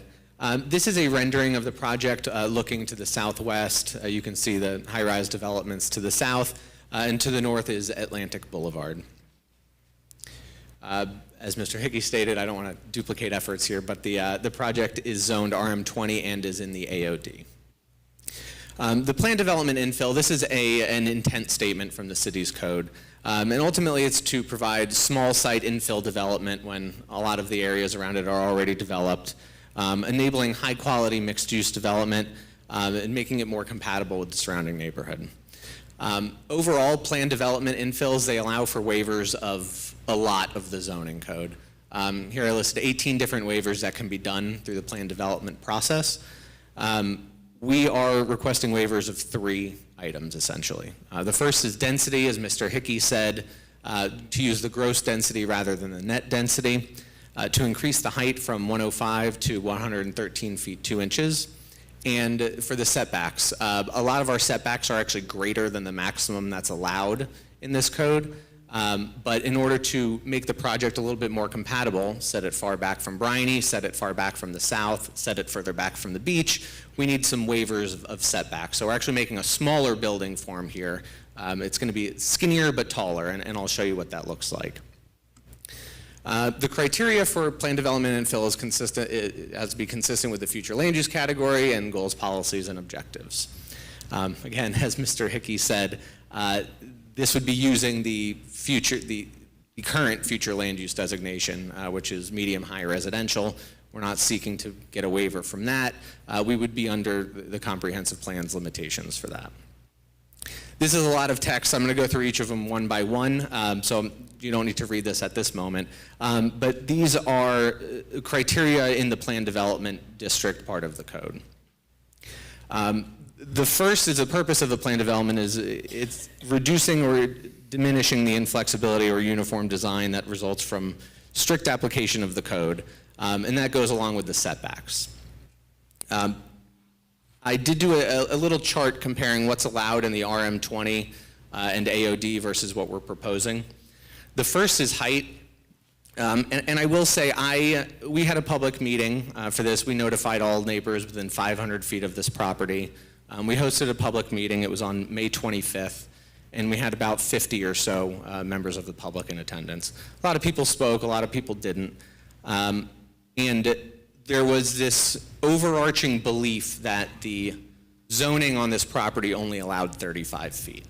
And I saw that in a lot of the opposition, the vast majority of the opposition letters, is that the belief that they're only limited to 35 feet here. And when you're going from 35 feet, if someone thinks you're asking a waiver from 35 feet to 113, that's a huge waiver. But when I stated that you're already allowed to go 105 feet here, some opinions may have shifted at that point, at least looked visible to me, but I don't want to speak for anybody else. Number of residential units allowed 18 under code, asking for 28, only an increase of 10 units. On this site right now, we can do 36 hotel rooms. We're not proposing any hotel, but as of right, without a rezoning, you're allowed 36 hotel rooms on this site. This is a number, this is a traffic number. There were traffic concerns at that public meeting, so we did enlist a traffic engineer to do traffic statements and calculations. Right now, the traffic is generally calculated via PM peak hour trips. It can be calculated with daily total trips, but the traffic analysis is done via PM peak hour trips. Right now, the 17 existing hotel rooms on site generate 10 PM peak hour trips. That says 44 hotel rooms, it should say 36. That would generate 22 PM peak hour trips. So as of right, under the code, we would be allowed to increase the traffic on Bryony by 22 PM peak hour trips. This site plan produces 10, so it's an increase of 5 PM peak hour trips from what's allowed now. So if you're taking that over an hour, it's one more car every 12 minutes. So we do understand the traffic concerns on Bryony and safety concerns, and we did other parts of the site plan that I'll get into to address that. But I do want to base this in a realistic setting that we're proposing to increase it by 5 PM peak hour trips over what's existing there right now. The north setback interior, we would be allowed to go to 5 feet. We're proposing 20 feet 2 inches above the first floor. The south setback, we would be allowed to go again 5 feet to the property line. That would encroach significantly onto the entrance to the beach there. And we're proposing 15 feet 9 inches above the first floor. On Briney, we would be allowed to go 5 feet again, and we're proposing 26 feet 10 inches to the building. There is a canopy, as Mr. Hickey said, that goes over, but the building mass itself is set back 26 feet 10 inches from Briney. And our east setback from the beach, we would be allowed to go to 20 feet. We did hear concerns about turtles on the beach and dunes, which I'll get into later, but we set this back 33 feet 1 inches from that property line. And then lot coverage, we're allowed 72% as of right, and we're proposing 70.7%. This is not an elevation of the building. This is an elevation of the building that could be built under existing zoning. Very small setbacks, 105 feet in height. On the south side, which is, you're looking at the right side of this plan, we would have to step back above 50 feet to get to a 15-foot setback there. But this could be built under the current zoning. We don't need any waivers for it, completely as of right. This is what we're proposing. So it's a very slightly taller, but a lot skinnier of a building. And I'll go back and forth here. So the concerns that we're going up, asking above 35 feet, this is what can be done now, and this is what we're asking for. Similarly, this is looking from the south. We could build under the code a lot closer to Briney, but we're stepping it back a lot. So again, 8 feet taller, but a lot skinnier and narrower. The second part of a plan development is to allow greater freedom in selecting the means of providing access, open space, and design. Access is, as I understand, a major concern here. Briney Avenue currently has a lot of back-out parking, including in front of this property. I believe there are 17 back-out spaces in front of that property now. And back-out parking is by far the most dangerous type of parking for vehicles and pedestrians. Requires a lot more maneuvers than other types of parking, creates very heavy blind spots. So I do understand why now there are safety concerns on Briney. The back-out parking isn't helping, especially when you have sidewalks, when you have no sidewalks. We heard those concerns at the very beginning of this project, and we moved all of the circulation for this into the site, off of Briney Avenue. That's why our building is set back 26 feet from Briney and not as close as we can possibly get it to Briney to increase the building mass. So we moved all of the circulation interior to the site.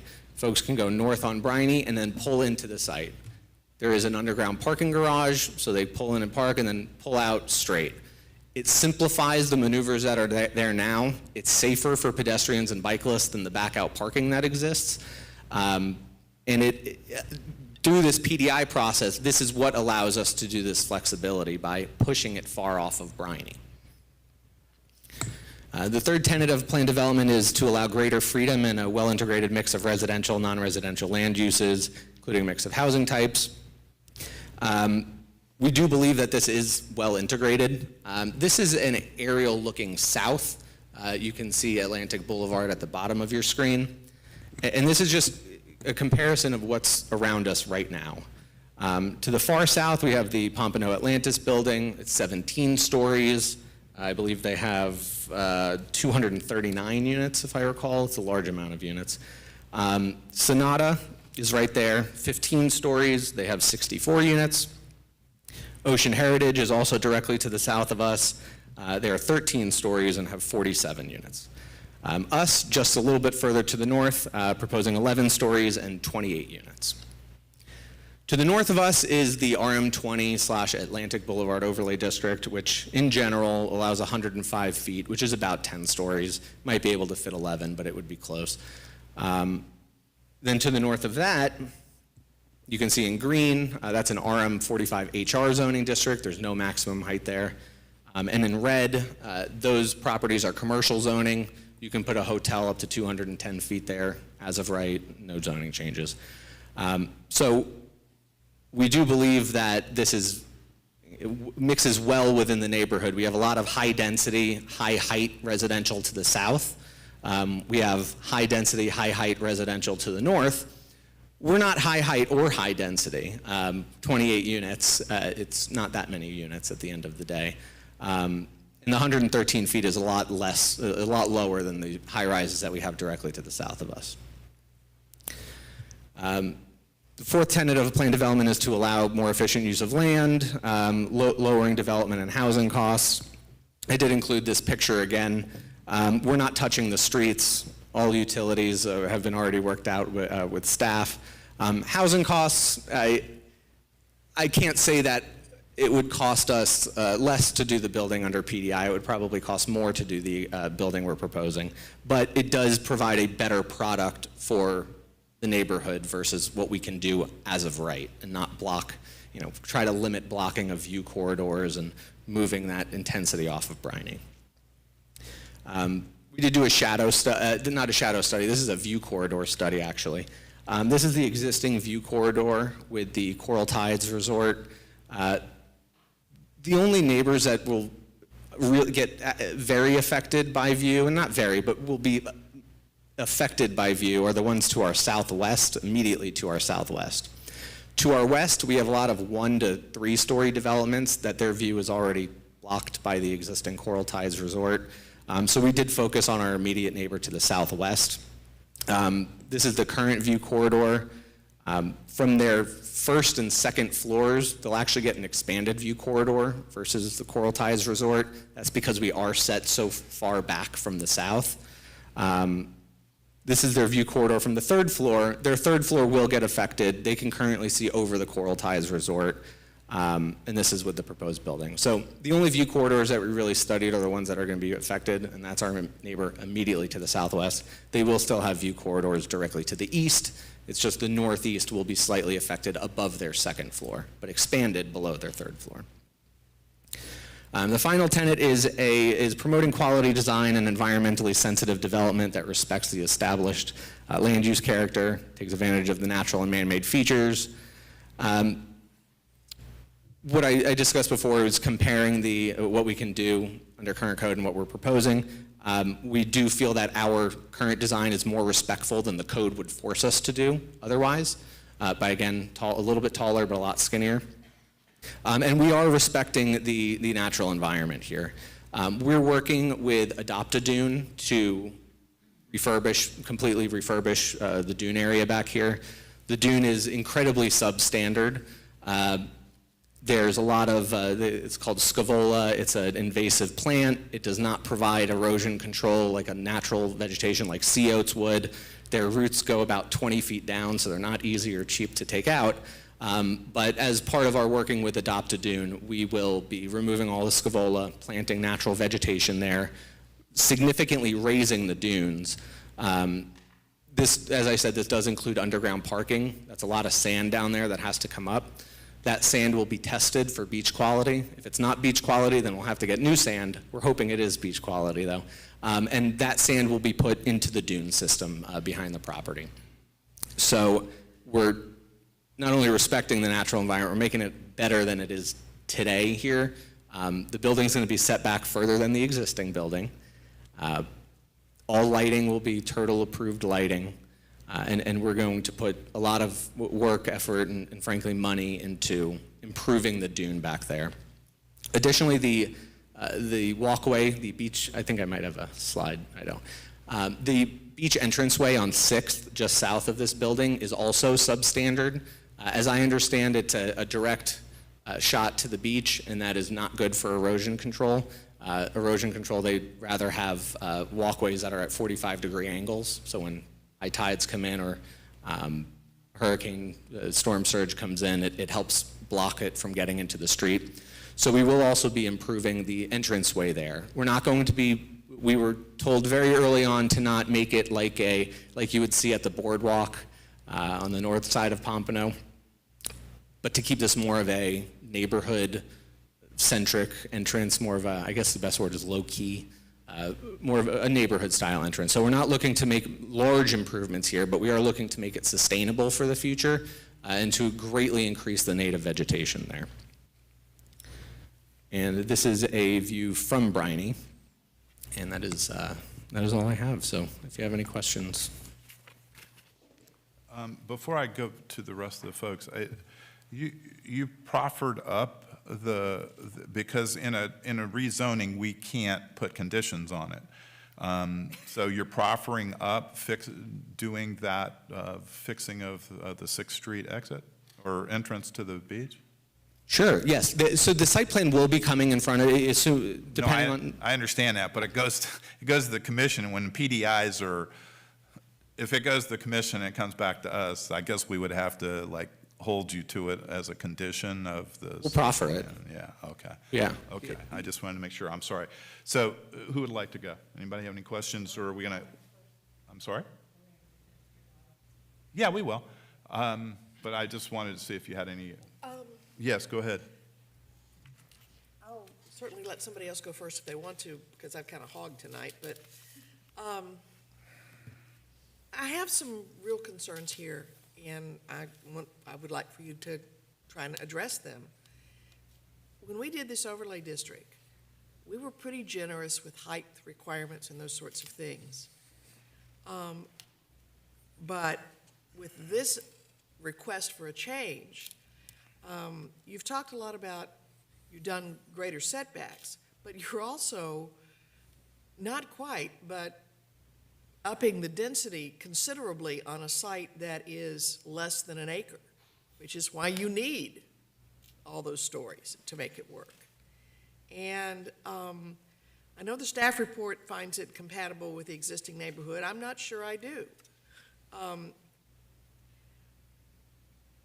What are you giving the city, other than a promise that we can't make you put in writing, to assist with 6th Street as a public purpose for this pretty significant upzoning? Understood. And what we're doing is, I'd put it at three things: the 6th improvements, the dune improvements, and what we're allowed to do versus in the current zoning versus proposed. The current zoning has a maximum and a minimum setback. We would be damaging view corridors a lot and putting that mass on Briney Avenue if we had to go under the current zoning. Again, at 105 feet. You're telling me that you couldn't decide to do bigger setbacks if you wanted to? That we would have to get waivers if we go more than 15 feet under the current zoning code. Okay. We have to get variances for it. Well, I see that. I don't think that this city is hesitated in giving someone more. They just hesitate in giving someone less. But as for the dune piece of it, I think we would probably make you do that anyway. I'm just asking you, what real public purpose can you tell me you've got to convince me to vote for what I consider a considerable upzoning and density on a very small site? Understood. I do have to respectfully disagree about the dune issue, though. That is a major thing in this project, is the improvement of those dunes. It can't be forced, and it's a really expensive effort to do. It's not required. It does help out this project, yes, but it also helps out the city as a whole and the community. So I personally don't think that could or should be discounted, the effort that's being put into the dune restoration there, and the effort that's going to be put into 6th, which we can absolutely put into writing and I'll proffer that as a condition. So besides those public improvements that we don't need to do, maybe there aren't any others, but those are the major public improvements that we are doing. Okay, thank you. Okay, anybody else before I go? Okay. So I want to look at this. I want to understand your understanding of cake layering. What is the setback at 105 feet? In the current plan that we're proposing? No, not on your plan. I'm saying, if you did RM, I realize this isn't RM 45, but we need to use that just so that we can measure it. Because you have to cake layer 4 to 1, or 1 to 4, I guess it is. So for every 10 feet you got to go in 2.5 feet. It's my understanding in the AOD that the requirement is just once you get to 50 feet, you have to step back 10 feet. I'm not aware of any other setbacks after that, but staff may be able to address that. So it's not a full tiering of a building like the wedding cake style. It's more of a defined podium and a defined top. I don't know that. Is the AOD different than the standard RM45? I need staff somebody to tell me that, because I did my calculations differently. Okay. Well, I guess they can check on it and we'll move on, because I don't necessarily agree with what you're saying on this particular drawing. That doesn't make it right or wrong. I want to make sure I understand what the code effect is. Understood. Okay. And with that, if we don't have any others, we can move on to the audience, and we will get back to my question at the closing, I guess. So, all right. So anybody that wants to speak, come on up. We go one at a time. You get 3 minutes. Mr. Chair. Name and address. Mr. Chair. Before anyone speaks, if anyone hasn't sworn in, we can do it as a group. Yeah. So anybody who has not been sworn in yet, let's go ahead and do that now. If you were not sworn in before? Okay. So everybody who's not sworn in that wants to speak, please stand and raise your right hand right now. Okay? Go ahead. Do you swear or affirm that the evidence you're about to give will be the truth, the whole truth, and nothing but the truth? I do. Okay, great. Thank you. All right. Name and address for the record, sir. My name is Jim Sleer. I live at 3409 Southeast 8th Street on the corner of Briney and 8th. When I moved to Pompano, you were doing a wonderful job with Briney, and it is a gem. And this project stands to turn that whole project upside down. I understand the AOD may allow 105 feet. I don't know if it's mandatory. I don't know if you're required to allow that, because I don't know the law. But it's entirely inconsistent with this neighborhood. I don't see how you can expect to let this stand and then not deny every other rich developer who's going to come in and take our avenue away from us. You've probably been down there and you've seen people walking along the street. Couples walk along the street, people with their kids, people with their dogs. There's no sidewalk.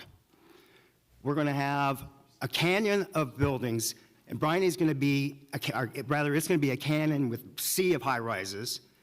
You're going to have 50 new cars in this development. There's 69 cars allowed there. Multiply that by 10 if you allow this all up and down the street.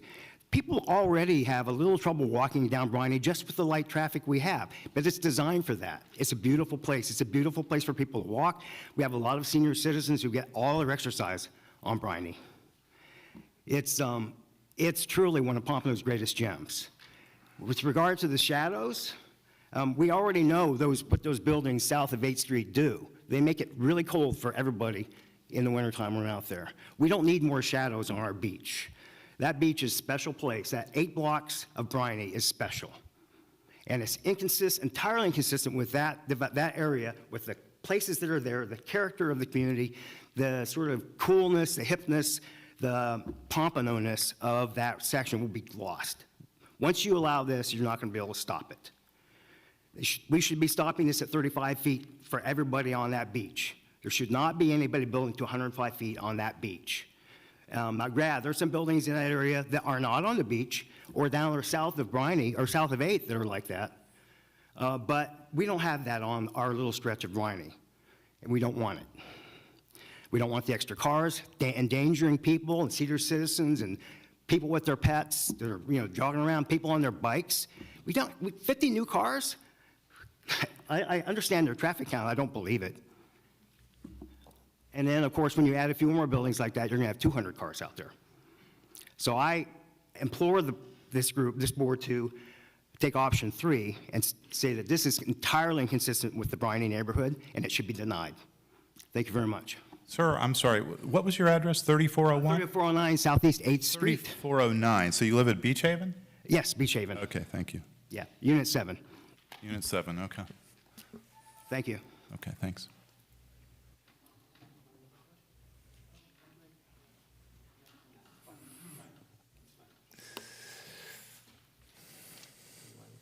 Good evening. I'd like to do a pass out if that's permissible. Sure. My name is Terry Sexton. Okay, hold on. You got to speak into the mic, ma'am. So if you want to pass these out.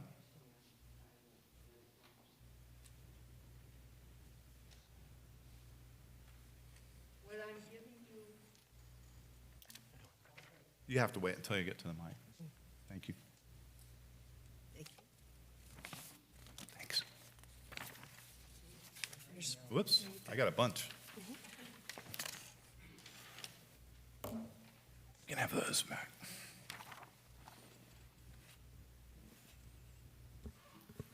My name is Terry Sexton. I live at 507 Briney Avenue.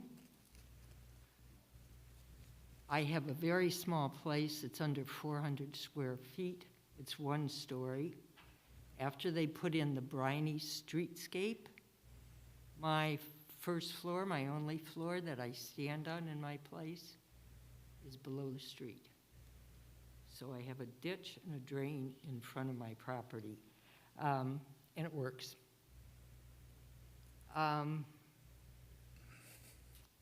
Because I'm right across the street, I will lose sunshine. I won't be able to smell the ocean, because if an 11-story building is allowed up there, it's like I'm not at the beach. It's like I'm not at the ocean, and yet I'm across the street from it. The reason I wanted you, I'm an artist, the reason I wanted to give you that sheet is so that you can see, particularly in the front part of the sheet, a car turning onto our street and the people walking practically in the middle of the street. Somebody with a bike, that's Briney Avenue. It's a unique gem that was enhanced by the $500 million streetscape. We want to keep it the way it is. We never should have been put in the AOD. And I just learned yesterday from one of your city engineers, because the Coral Tides 580 is so old that there may be sewage, water, and drainage issues that obviously need to be upgraded for such a large structure, which means they may have to tear up part of our streetscape and then turn around and rebuild it. And I'm still across the street with a ditch that so far has kept flooding coming up to my door and into my place. That only gives you a small picture, the sketch you have. That's a concept sketch done by Burkhart Construction, who actually did the streetscape. But hopefully that gives you just a glimpse if you've never visited our neighborhood. And it's a two sides of a street neighborhood. I don't think you'll find anything else in all of Pompano Beach, and possibly up and down the coast. Please respect it. Please respect us and listen to us. Thank you. Ma'am? Next person?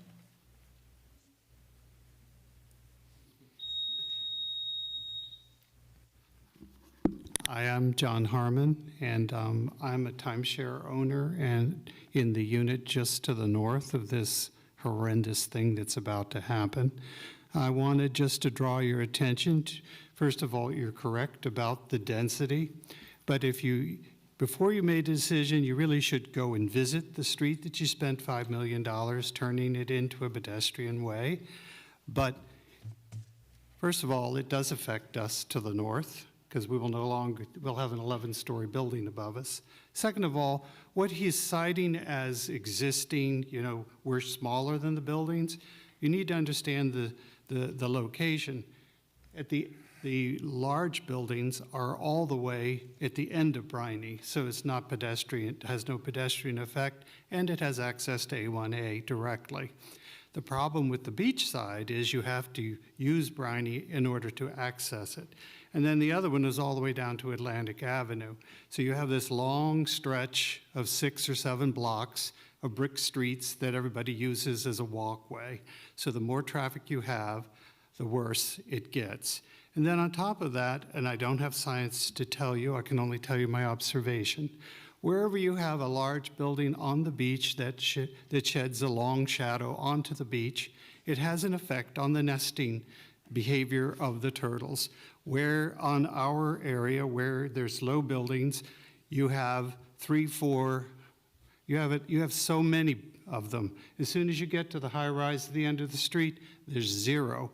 When you get all the way down to the other ones, it's 0. I don't have science to tell you how the effect of the lack of heating on the sand affects the turtles, but it does. This is such a gem. You really owe it to the neighborhood to go and see it before it's destroyed. Thank you. Sir, when did you buy your timeshare? What year? I've been going there for 20 years, but I only bought, I'm old, my memory goes, it's 10 years? 15 years ago, I don't know. Okay, I'll put 10 years. Yeah, we lived through when that area was really rough before you redeveloped the pier. I'm sorry, did you need anything That's else it. from me? No, I'm sorry. That's it. Thank Everybody, you. if everybody would tell me how long you've lived in the place, not you, sir, because you have, but everybody else, I'm sorry. I should have asked that before. Okay, thank you.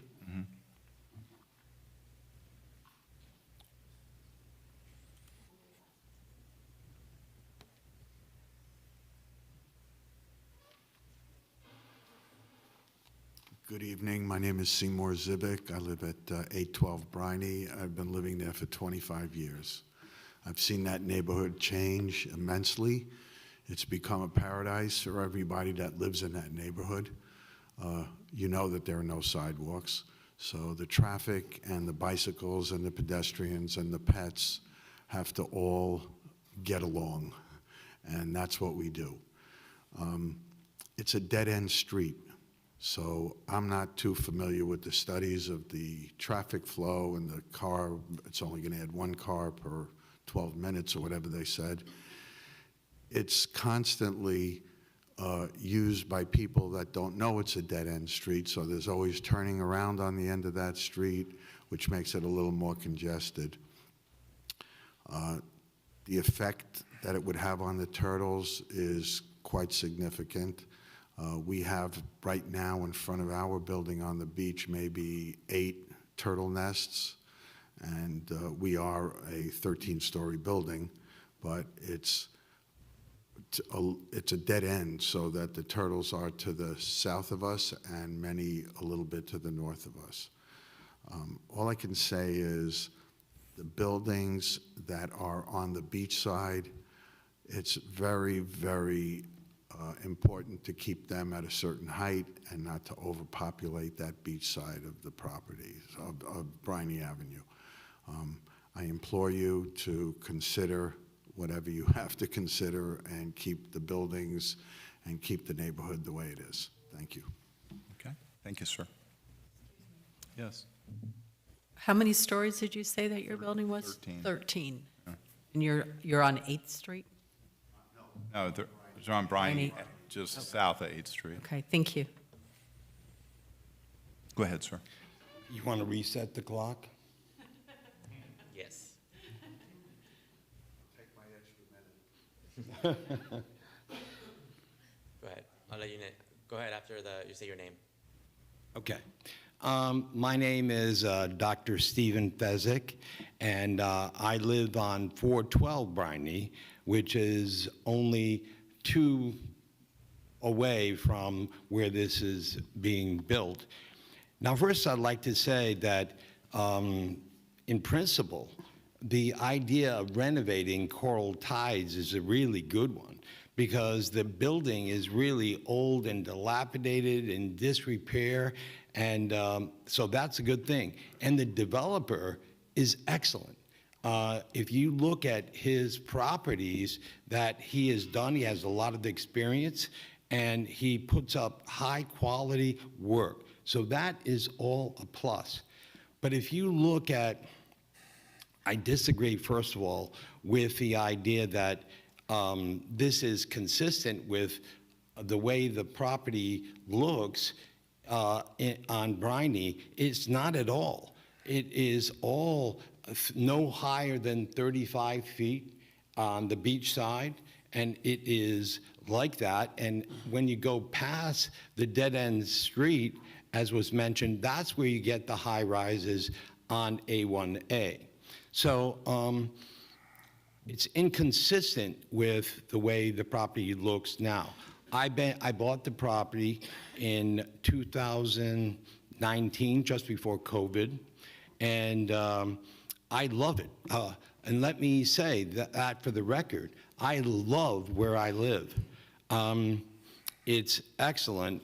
The walking street, as everyone mentioned, it's a gem you don't find elsewhere. Like I used to live in Miami part-time at a condo and all high-rises. You don't find this property, this type, anywhere. And I thought that the Atlantic overlay was due to you could build 105 if it was approved. So I didn't know it was automatic. And the other, you got a really important decision to make, because what you decide here is going to be the face of Pompano Beach in the future. If you allow this to occur, then that's going to set a precedent for other people to do the same. Now, for me, a homeowner, this is going to raise the price of my property, because I'm going to have all kinds of developers coming after me, and they know they can build this big. I don't care. I don't want to see this occur. I like where I live. I like the rural nature of it, and it can't be duplicated anywhere. So if you want to see high rises, okay. If you want to see the local color like you have it now, that's what you're deciding today. Thank you. Thank you, sir.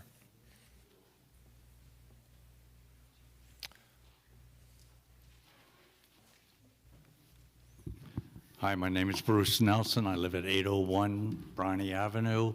I lived there approximately now 11 years. First and foremost, I'd like to thank you all for hearing me out. I'd like to say, first of all, Mr. Shine is actually holding you all hostage right off the bat. If he can't live within the rules the way that you already approved it, it's already been approved by other commissioners, I have a problem. What he's asking and what he's actually referring to is pushing the building back 26 feet in order for you to give him 8 feet, 2 inches more. Live within the rules. Stop changing the rules. As the gentleman just stated, if you allow this to happen, who's the next one to come in and ask for another 8 feet, 2 inches? Because you've already given the leeway for that. I find that to be the linchpin of this whole deal right now. That's my opinion on it. Secondly, on your website, that's pompanobeachfl.gov, you spent $15 million beautifying Bryony Avenue as well as the Pompano Beach Boulevard. Now, there are things that, and you've heard it a few times, the traffic, the pedestrians, there are no speed bumps to prevent motorists going anywhere between 30, 40 miles an hour.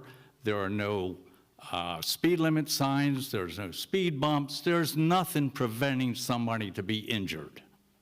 And what you're going to do, because you also have another complex coming in on Fifth Avenue, the Salada.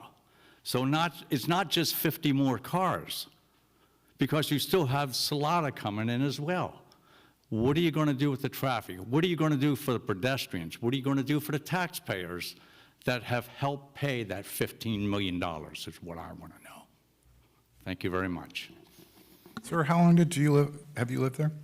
I've lived there 11 years. 11 years. Thank you, sir. Thank you.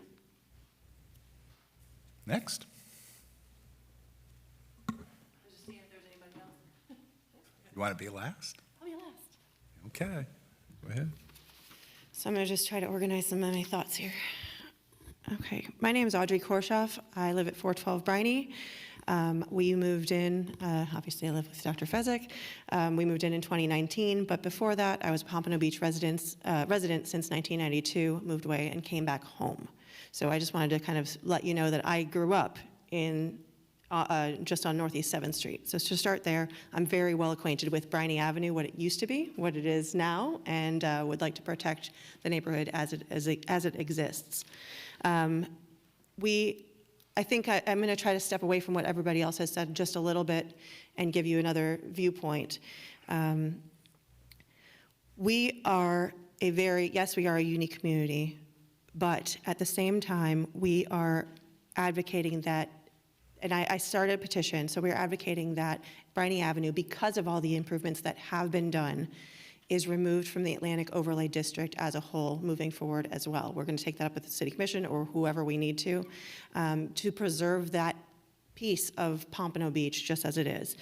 I don't believe that the height or, I had a lot of questions. I have notes that I'm going to have to process, of course, through this. I would, as well as everybody else, recommend that you would deny this motion. If at all you can't find that you would want to deny it or you have any questions, I would invite you to come down every morning, 7 a.m. to 9 a.m. pretty much. Take a stroll up and down Briney. You'll find that residents, not just on Briney Avenue, not just the people who live here, but the people as far south as Terramar, all the way up to north of 14th Street, are walking this property, walking the entire length on a regular basis. We have that petition that I started less than 48 hours ago.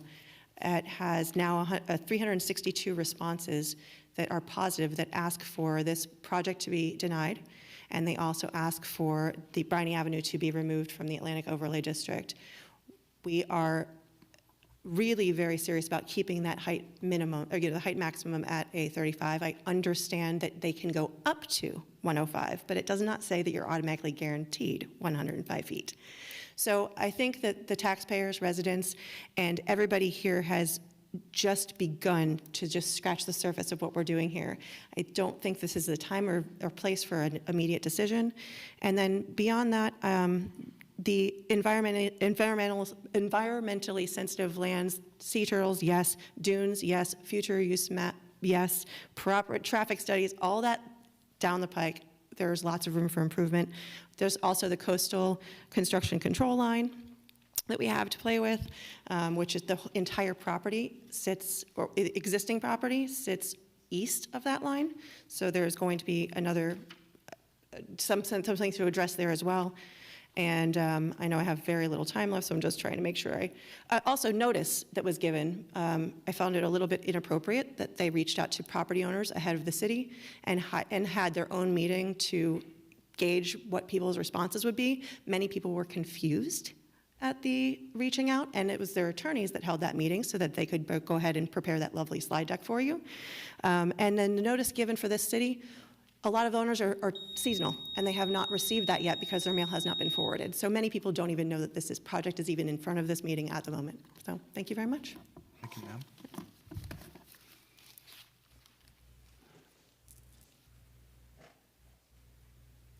I think he wants to be last. I'm just kidding. Okay. I'm sorry. Good evening. My name is Jim Waldman. I live at 3404 Southeast 6th Street, going on just about 7 years. Way back a while ago, I used to be the state representative who represented this area in Pompano. But now I live in Pompano. I also am the president of the Ocean Pearl Townhome Association, which is at the corner. In fact, actually, I was the adjacent corner. We are the southwest corner of 6th and Briney. So we are the ones, I don't want to say most affected because I think I agree with them. I know, I've seen their places and I know what they're going to lose in this whole thing and everything. You have to understand that our property there, most of those areas, 4 stories is what we have. That's what I have, is a 4-story townhouse. Just south of what they're proposing are 4-story townhouses going in, which started out selling between $4 and $5 million per unit. They haven't even completed them, and they're reselling now between $6 and $7 million per townhouse. So the property can be developed financially to make money as 4-story.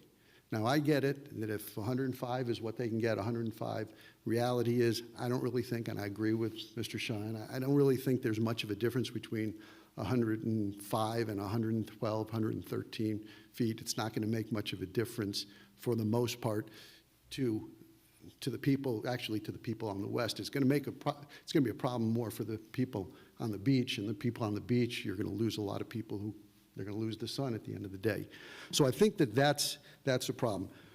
We have big issues with parking already on the streets, but I just want to focus on the issue, what I think is the real big issue, and that is, even though Mr. Shine said it's only an increase of 10 units, it's going from 18 to 28. That's 55%, at least the way I calculated it, 55% increase in the density.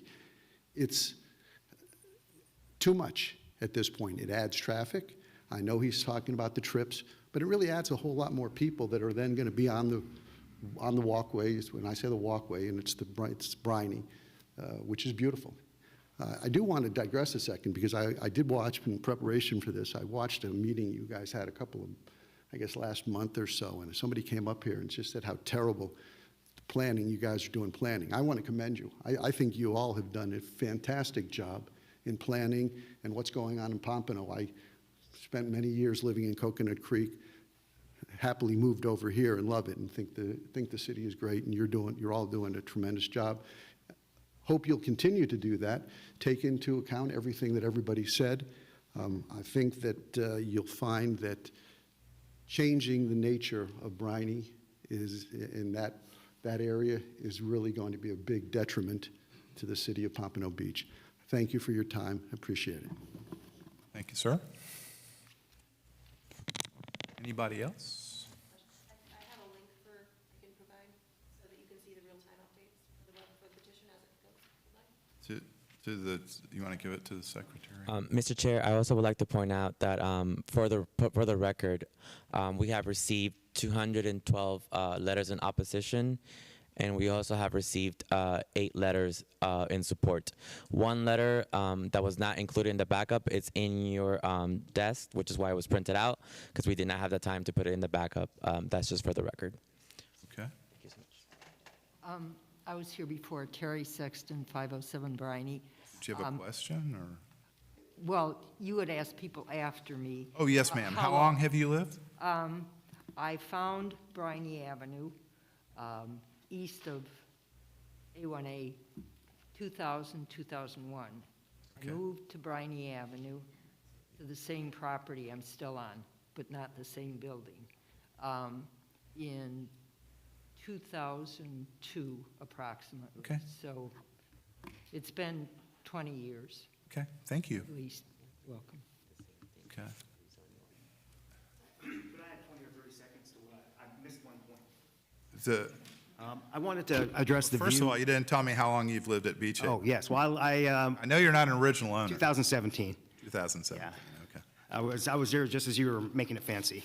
The one point I wanted to add was on the view study, because, you know, yes, it's one thing to take a view through the entryways to the beach. If you're walking down Briney and the sun is coming up and it's the morning, it's glorious. If there are a bunch of tall buildings there, you're going to see nothing but tall buildings. The view is a lot more than the ocean down in Briney. We've got the beautiful sky, we've got the sunrise, and I think we ought to, when we're talking about view studies, we ought to think about what the view is, both in terms of width and elevation. I just wanted to add that point because I intended to respond to his view study. Thank you. Thank you. All right. So is anybody else? That's a cute cup you got there. Your flamingos running up there.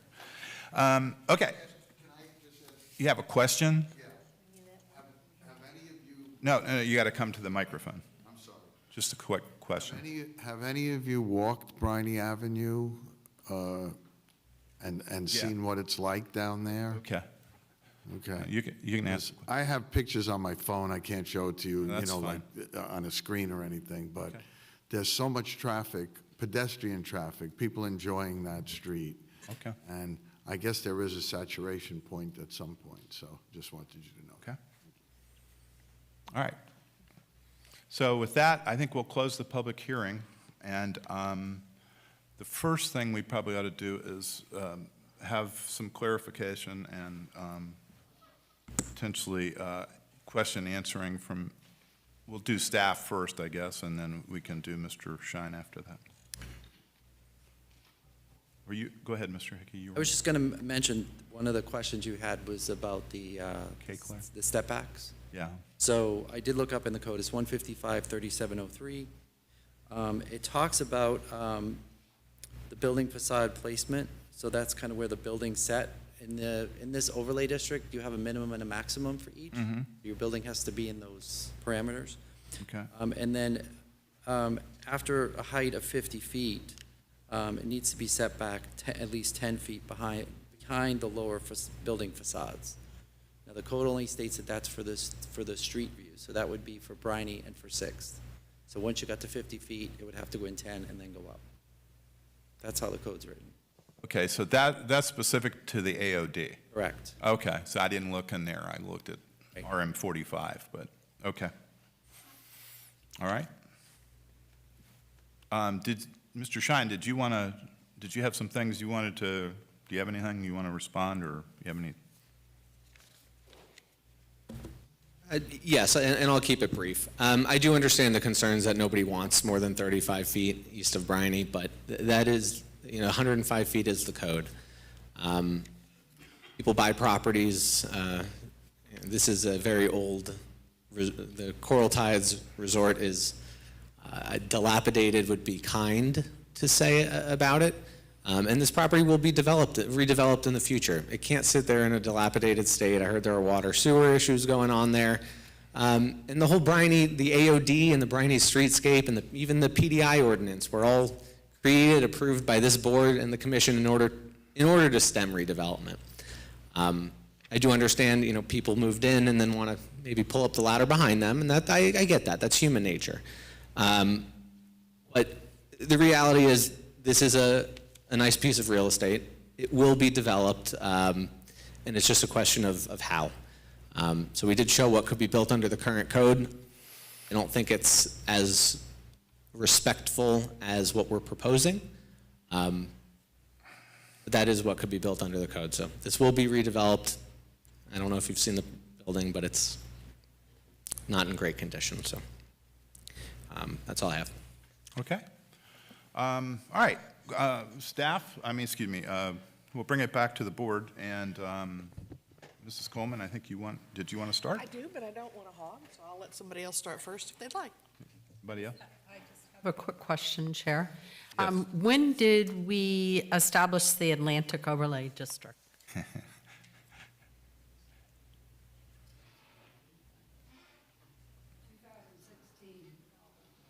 No. Hearing from That's staff, bad. 1990. 1990? Okay, thank you. That was the initial overlay, right? Right. But when were the heights? I'm hearing late 90s. Late 90s is when it was established? But was the height added later? That we don't. We'd have to, yeah, we'd have to Okay. research that section. I think that was added in the 2000s, I'm pretty sure.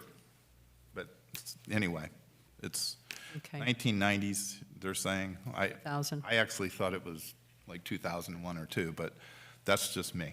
Okay. I Thank don't you. know that it makes, it's been there a while. Right. That was my point. Yeah. Okay. Anything else? No, thank you. Okay. Mrs. Coleman, you want to go next? Yes. I'm going to repeat some of the things I said earlier. I think that, my problem's not with the height. And my problem is not with redevelopment. I think that I've been pretty clear on change is going to happen. Change is going to happen, and if the city doesn't go forward with change, it's going to go backwards. But I think that the overlay district is pretty generous on a lot of things. I'm not willing to trade but for this property, I'm just not willing to support the increase in density for that site. And I'm hoping that the developer will either reconsider how much density he wants to put on that site, he or she wants to put on that site, or we have another developer who will look at something like the 4-story townhomes that are being put on the north. Because I just don't think that additional density is going to be good for that corridor. So that's what I'd like to say. I think that the townhomes are to the south, but. Or to the south. Yeah, because they're out of the overlay district. Yeah. They're on the other side of 6th Street. Yeah, they may be, but just because we can, I don't think it necessarily means we should upcharge the zoning in this situation.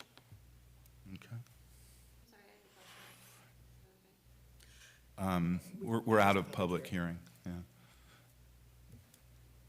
What would be the cost of the condos, homes, or units? They'd be market rate, whatever it is, depending on construction costs at the time and all of that.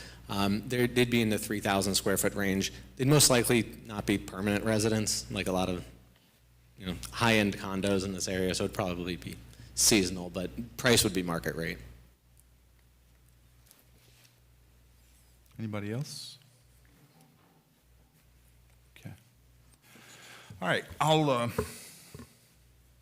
go. I want to lay a little groundwork. I know Mrs. Coleman referred to some of this, and I'm going to expand on it a little bit. One of the things that we have done here is try to plan around the 21st century, to something out into the future of what it is we want our city to be. I lived in Beach Haven at 1985. I was one of the original owners. And I lived there for almost 10 years. It was completely different. The city of Pompano was completely different then. A1A was a 2-lane road. Briney was barely a 2-lane road. And I didn't walk down Briney. I know that today, because it's a complete street, that people do walk that street a lot. I was kind of grew up here, and so I went to the beach every morning and ran. I couldn't run away far enough to get away from my now wife, but she caught me. But other than that, I really enjoyed it. It is, I understand the feeling. Briney is a very unique area. One of the things that happens when on this board, one of the things that we are required to do is we look at what it is that the underlying zoning, and we talk about that Atlantic Overlay District. Personally, I was kind of the opinion that it was kind of a unique area. But regardless of that, I have to, as a person on this board, I have to deal with what is and not what I necessarily personally would have liked. And these board members, the ones who have been here a long time, have seen me vote against the zoning and then come back and vote for the exact same site plan. It's because the commission passed it. And at that point, it becomes the law, the rule. And the Atlantic Overlay District rules, despite what some of us feel on Briney, that is the rule. And it was put in by a former group on the commission, obviously. But we look at the types of construction, types of development, and I think we have made a very conscious effort in this city to take it into the 21st century. We spent a lot of time. I personally spent, or the whole group spent, what's called the East Overlay District, which is, it overlaps part of the Atlantic Overlay District. But we spent 3 years getting that done. And this modern this architecture that you're seeing on our beach now, and the projects that you're seeing, say, on 24th Avenue and whatever, these were a portion and a part of what that planning brought us. And we have been, at least, I guess you would say, at least financially successful, because we're probably the only city in Broward County that has increased its tax base by double digits 3 years in a row. That inures to the benefit of all the taxpayers, right? Because the costs of the city obviously aren't going up by double digits every year. And if they were, the assistant city manager sitting in the back wouldn't have a job probably or something, but anyway. It's, as a matter of fact, neither would the other two. But, but anyway, that being said, I did want to address, because we had, as the clerk said, 200 and something letters. The vast majority of those, I would suspect probably somewhere between 180 and 100 and 200, came from the timeshare next door. And they were obviously repetitive. The letters said the same thing, and they were signed by the different owners, which is not to denigrate what it is. It just, so I tried to highlight some of the things in the master letter, because it would probably be answering, hopefully answering the questions of 180 to 200 people. The first thing that I checked on the box of that was it said neighboring homes. And so it discusses the 35-foot height overall. And that is just not anything that we can prevent. I mean, legally, if somebody has the right to do something, we have to allow them to go to that. They can go to that maximum if they want, and they can go lower if they want as well. One of the other issues, and it was brought up several times tonight, was the idea of the sea turtles and the sand dunes. Now, the city has built, as you all know, several things like the parking garage and stuff, and we've had to deal with all these same things that every developer up and down this, up and down the beach has had to deal with. Most of those issues, and I'm not trying to put them off, or I'm not trying to say that they're not important, most of those issues are dealt with at a different level than the city of Pompano. They're dealt with, sea turtles is, I think, is strictly a state issue, and the dunes could be one of either the county or the state, depending on who it is.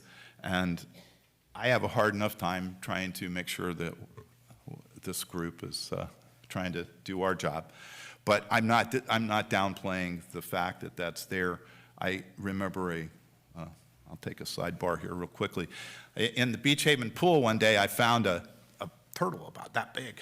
When the turtles were hatching, he crawled across briny, and he crawled up, and he was swimming around our pool, and I'm going, dude, that is not the ocean, okay? So I know probably today I'd get arrested. I picked him up, and I took him to the ocean, you know, when I went and ran. So I really understand the desire to have that natural portion of it, having grown up here. My family's been here for 100 years, but not as long as Mr. Fisher in the back. His family's been here longer than mine. But I do appreciate your concerns for that, because it is a very important issue. The mixing, briny is what we call a complete street in planning. That means that everybody gets in it together, everybody from walkers to drivers. And walkers, drivers, bike riders, and I've driven down Briny. I like to drive down it just to remember the days when I wasn't married and lived on the beach. At my age, that's just something you'd think about. But it is a very unique area, so I would not downplay that. One of the things that you do one of the things that we've done in the construction, and you probably heard about is, I mentioned it when Mr. Adachi's project was up. This project completely encompasses all of the parking. And without being disrespectful, I really, the stacked parking, the back out parking, and the double stacked parking in a lot of locations is really dangerous, and we as a city are trying very hard to change that. We obviously are not going to take yours away. That's not going to, we're not going to come down, with traffic people saying, no, you can't do that. That's the way the street was developed over a long period of time, but it is an extremely unsafe way. And it's especially true when you have a complete street, because I don't disagree with you. If you try to get a car down Briney between 7:30 to 9, good luck. You better plan on going at walking pace, because it is a walking street at that time of day.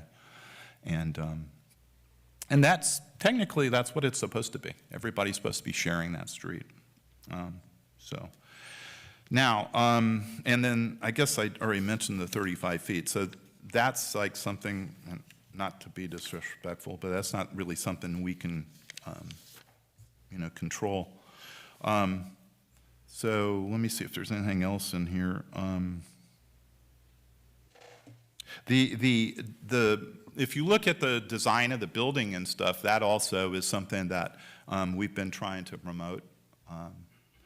The stepping, the slimness of the building, and perhaps you don't think it's slim, we understand that, but the slimness that Mr. Shine was talking about versus the stepping on one side and whatever would actually have more mass when you talk about volume. But that's just kind of like a point. And we look at that typically, or at least I do. It's not actually in our code. You're not required to make it less voluminous than more, but it does allow us to look and see and measure whether they're just going 8 feet higher to be 8 feet higher. Is it really slimmer?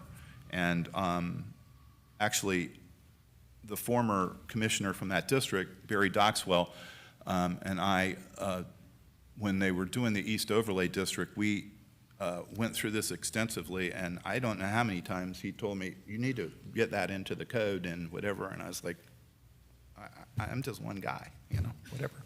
But I use it. The point is I use it as a reasonable tool to be able to measure whether something is more voluminous or not versus just being bigger to be bigger. The other thing, well, I already mentioned the garage versus the back out parking. So the last, you see, I think I had,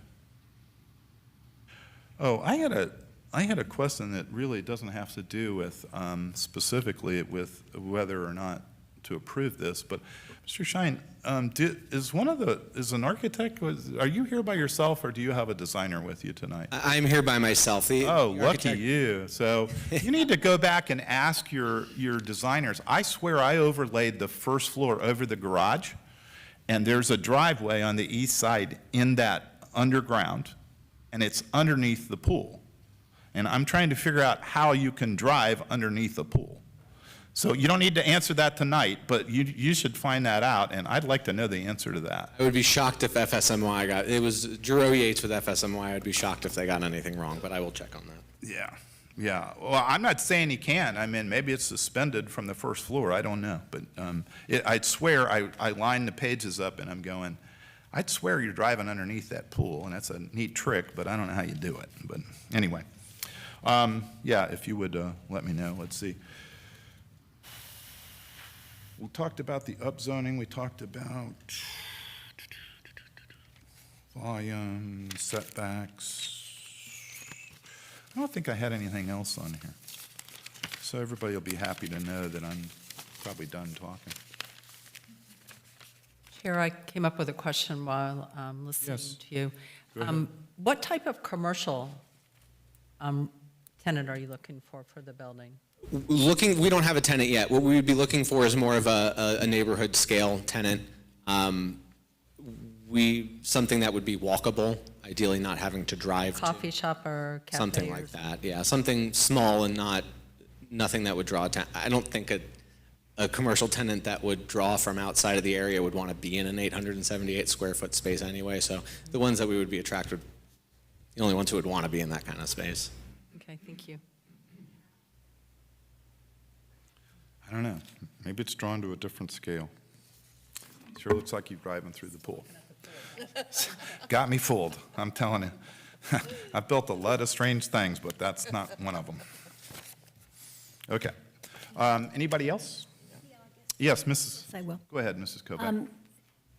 I think that this developer has benefited from both the AOD and the BTI district, and I think they're pushing it by asking for a variance to go higher. That's just how I feel.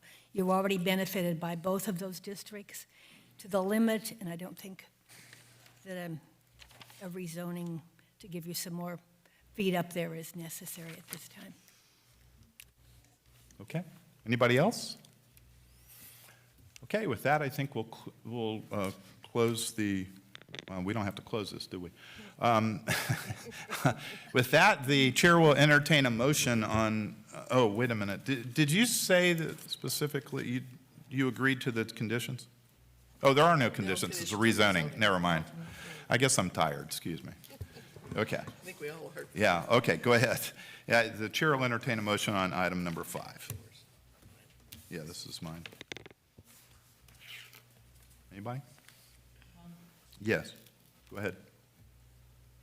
I would like to make a motion that the board finds that competent substantial evidence has been presented for the 580 Briney rezoning that satisfies the future land goals, objectives, policies, and the purpose of the planned development infill district, and move approval.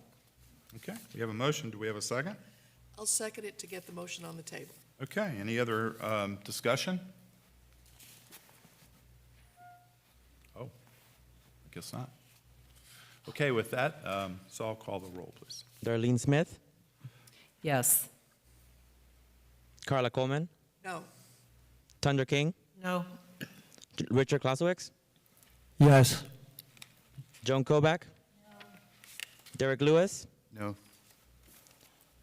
Fred Stacer. No. Okay, it's 2-7, and it'll go with a recommendation or denial, I guess. Well, wait a minute. I guess, do we have to put a positive in? Do we have to have another motion to? No, it just, okay, it fails. Okay. Okay. Thank you very much. I think we'll take a break. We've been here 2.5 hours, and I think it's time for us to take a break.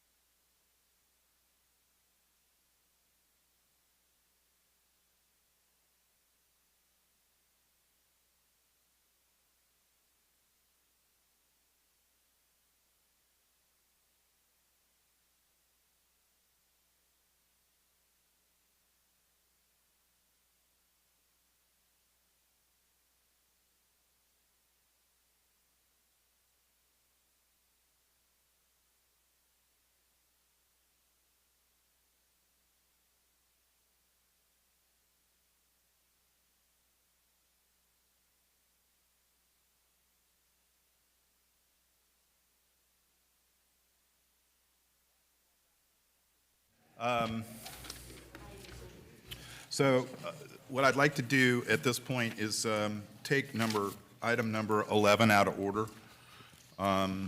So I'd like to have somebody make a motion. Mr. Chair, I make a motion, we take up item 11, LN 373 next. Out of Okay. order. Second. We have a motion and a second. Any questions on the motion? All in favor, say aye. Aye. Opposed? Okay. So we'll read next, item number 11, 1207 East Atlantic Boulevard, PNC 22-124034, at the same address. Mrs. Stanton, you're up. Thank you again, Mr. Chairman, board members. Again, Pamela Stanton with Development Services. This agenda item is for the consideration of the application for 1207 East Atlantic Major Site Plan.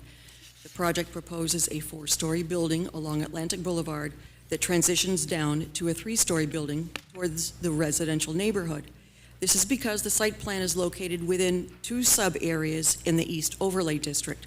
The south half of the site is in the center sub-area and the north half is in the edge sub-area.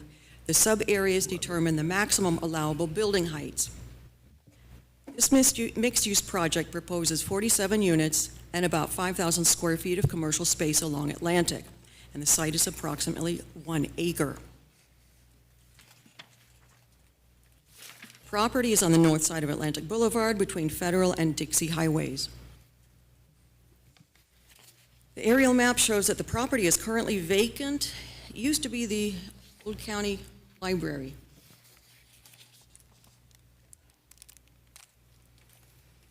I've already given the general summary of the 4-story building, so moving on, I want to mention that the project is utilizing the density bonus for public art that would allow up to 20 more units an acre, of which only 2 units were added. The density bonus the applicant has selected is available in the core and center sub-areas only. So the extra units were added to the front half of the project, and the front half being the south half of the site. The application was reviewed against the site plan review standards of the zoning code, and details on how the project complies with those standards are included in the staff report that's in your backup material. The project was reviewed by the DRC, or Development Review Committee, on November 16th, 2022, February 15th, and April 5th of this year, and received building design approval earlier this month from the Architectural Appearance Committee. So last, should the board find that the application has provided competent substantial evidence to satisfy the review standards for major site plan approval, the Development Services Department recommends including the following conditions. 1, density bonus option number 1 was selected in order to qualify for an additional 20 units per acre in the center sub-area portion of the project. The applicant must identify which strategy will be applied: a fee equal to 1% of the project's construction costs, or $250,000, whichever is less, or a piece of artwork valued at 1% of the project's construction costs, or a maximum of $250,000, whichever is less. If a piece of artwork is proposed, applicant must clarify where the artwork will be located. The artwork must be accessible to the public and may be displayed in public open spaces or areas along the street abutting the building. The art must receive a recommendation from the Public Art Committee and approval from the City Commission. Funds or an appropriate bonding instrument must be placed in escrow at the time of building permit and will be held until the art is approved after installation. 2, provide detailed evidence that all interior elements of the parking garage will be screened from view on the east and the west sides of the building. 3, a revocable license agreement must be approved by the City Commission for the main entrance canopy that encroaches into the East Atlantic Boulevard future right-of-way prior to permit approval. 5, dedicate 5 feet of public right-of-way on East Atlantic Boulevard abutting the site. 5, comply with the affordable housing requirements as defined in Section 155-3709K by either setting aside a minimum of 15% of the proposed units as affordable housing or contribute in lieu of fee for each unit prior to permit approval. If providing the 15% affordable housing on the site as part of the project, the city will apply the Broward County Policy 216.3 or 216-4, whichever is more appropriate to generate the project's entitlements, thereby preserving the units in the ETOC basket of rights. The last condition is the standard conditions of approval and/or specifications required prior to building permit or zoning compliance permit approval. That concludes my presentation. I'm here for questions. Also, the project architect is available. Thank you. He's going to make a brief presentation. Okay, great. Any questions of staff before we go to the applicant? No? Okay. Applicant?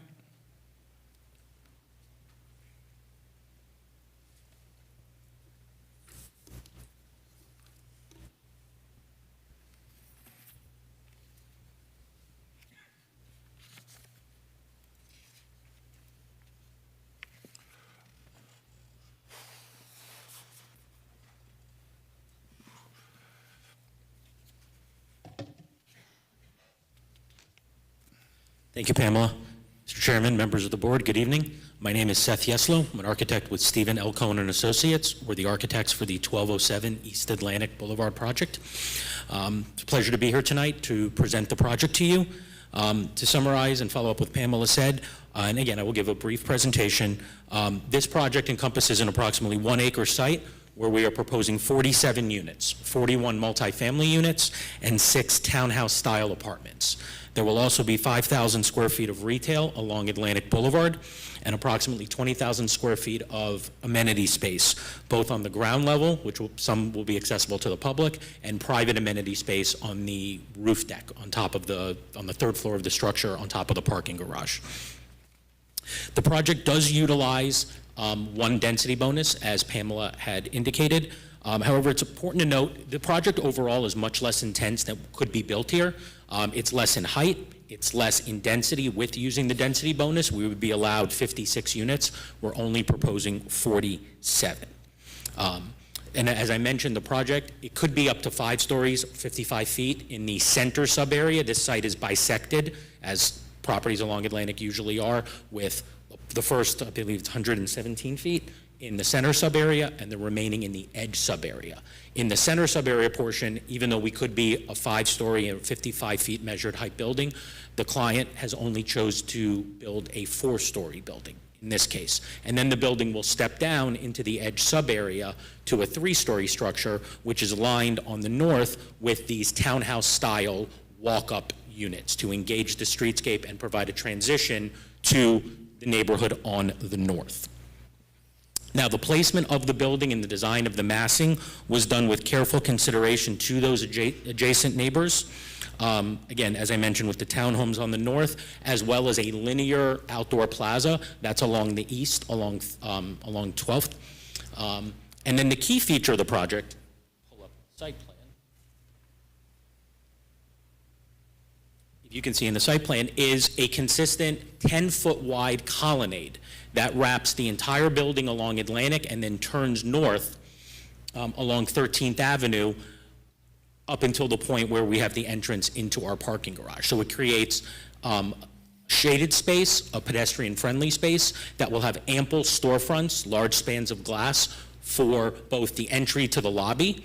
In addition to the colonnade, there is also a 10 by 30 forecourt area that comes off of that colonnade, which then serves as the main entrance into our building. And there is, as I mentioned, approximately 5,000 square feet of retail space also at the ground level, fronting Atlantic and on the corner at 13th, that is also covered and accessed off of this colonnade. So again, the overall project is designed to provide active storefronts and street fronts with a transitioning to the neighborhood on the north.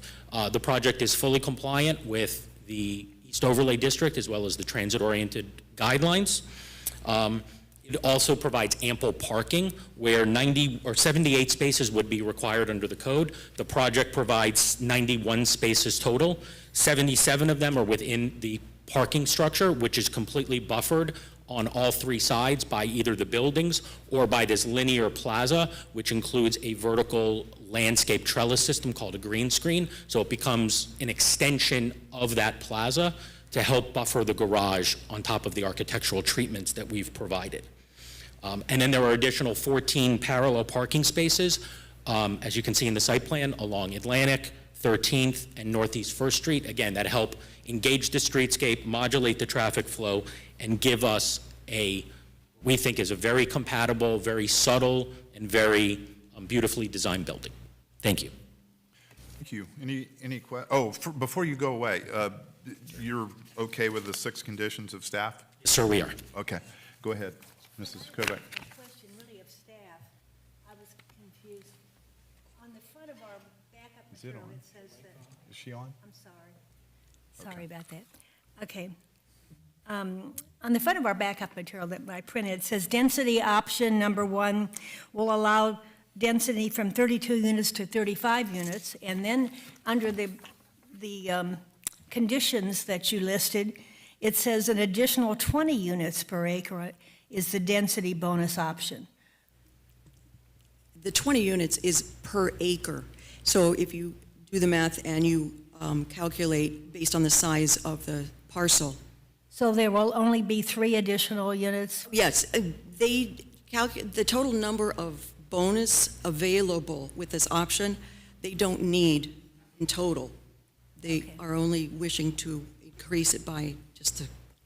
I see. Thank you very much. You're welcome. Anybody else?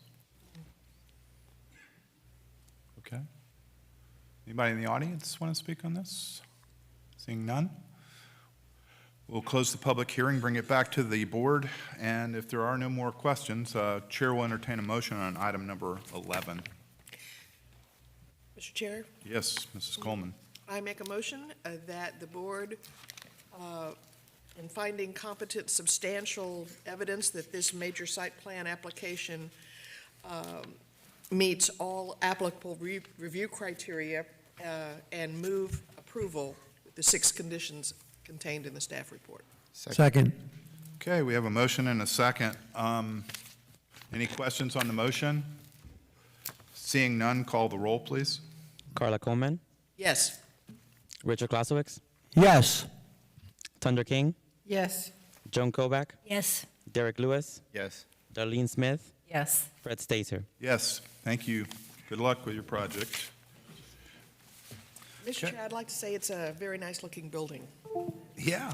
I like those townhomes. Yeah, I like Very nice. Yeah, the mix of unit types, too. Okay. All right. Next item is, we're now at number 6, Homewood Hotel in Pompano, P&Z 22-124033, address 505 North Federal Highway and 599 North Federal Highway. Mrs. Stanton, go ahead. Hi again, and thank you again. Pamela Stanton with Development Services. This agenda item is for the consideration of the application for the Homewood Hotel Major Site Plan. The project includes a 9-story hotel building with a 4-story podium, and atop of that, a 5-story tower. The podium contains interior parking, and here on this site plan, we can see that the ground floor provides an active-use liner between the interior parking and the building frontages along Northeast 6th Street and Federal Highway. The property is located on the west side of Federal Highway and the south side of Northeast 6th Street. This aerial map shows the site at the southwest corner of Federal Highway and Northeast 6th Street in close proximity to the Emmylou, the amphitheater, and the community park. Across the street from the site, as a matter of fact, to the north is the the newish Morea that this board approved when it was known back as the Fairfield. Okay, I already spoke about the project basics, so I want to touch on a couple other things. The project was granted a variance for relief from the required landscape strip along the west side of the building. And this is another one of our site plans that we have on today's agenda in the East Overlay District, the TO and the EOD. The application was reviewed against the site plan review standards of the zoning code, and details on how the project complies with those standards are included in the staff report that's in your backup material. The project was reviewed by the Development Review Committee on November 16th, 2022, and March 1st of this year. and it received building design approval in May from the Architectural Appearance Committee. So, should the board find that the application has provided competent, substantial evidence to satisfy the review standards for major site plan approval, the Development Services Department recommends including the following conditions. 1, in the event that the public pump station LS37 becomes overcapacitated by the Homewood Suites development, the property owner will enter into an agreement with the city to aid in upgrading the lift station. 2, a cross-access easement is required in order to allow ingress and egress to and from properties served by the vehicular cross-access along the west portion of the property. Provide a draft of the cross-access easement along with the agreements defining maintenance responsibilities of property owners prior to recordation of the agreement. 3, provide evidence that FDOT will permit the required suspended pavement systems within the federal highway right-of-way. And last, of course, standard conditions of approval and/or specifications required prior to building permit and zoning compliance permit issuance. As always, I'm here for questions. We have the applicant's team here to present and answer questions as well. Okay. Mrs. Coleman, go ahead. Stanton, the first condition in the staff report, it says that we'll enter into an agreement with the city to aid in upgrading the lift station. Can you explain how you do that when there's no dollar amount in it and it's after the building's built?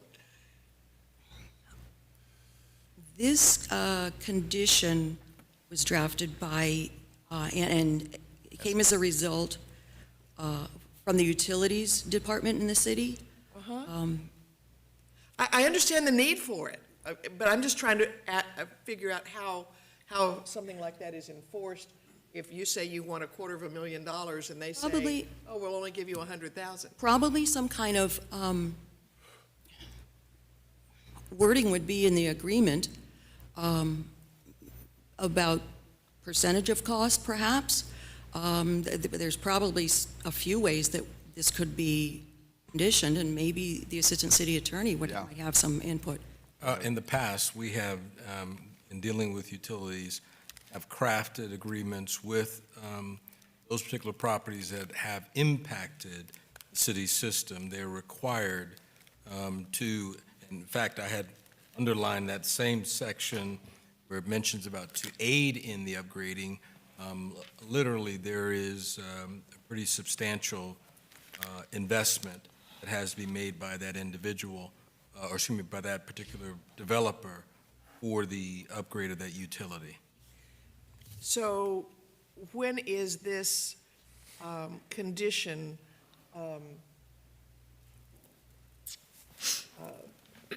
finalized? I mean, is it, do you say, okay, we're going to do this condition before we give you your building permit, or before your CO, or, you know, it can't be after the fact, and there's nothing in the condition that says when the agreement has to be executed, and that's what I'm trying to get at.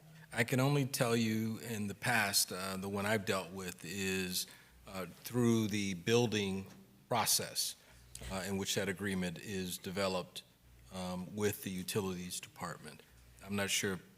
So you're comfortable with this language without specifying when, or?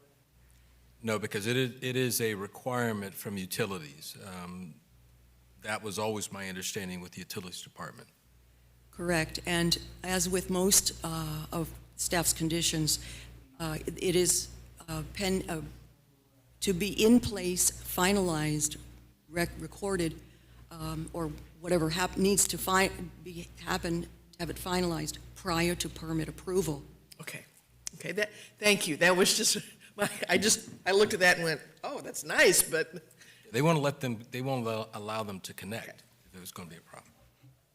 Well, I guess my concern, just with a follow-up, because I underlined that as well, it still, even with everything we just said, doesn't seem to have any teeth to it, like that they will aid in it. I mean, I guess just from what I've seen locally, when a pump fails, the problem, you're stuck with that problem. So I'm wondering, how do they do that after the fact?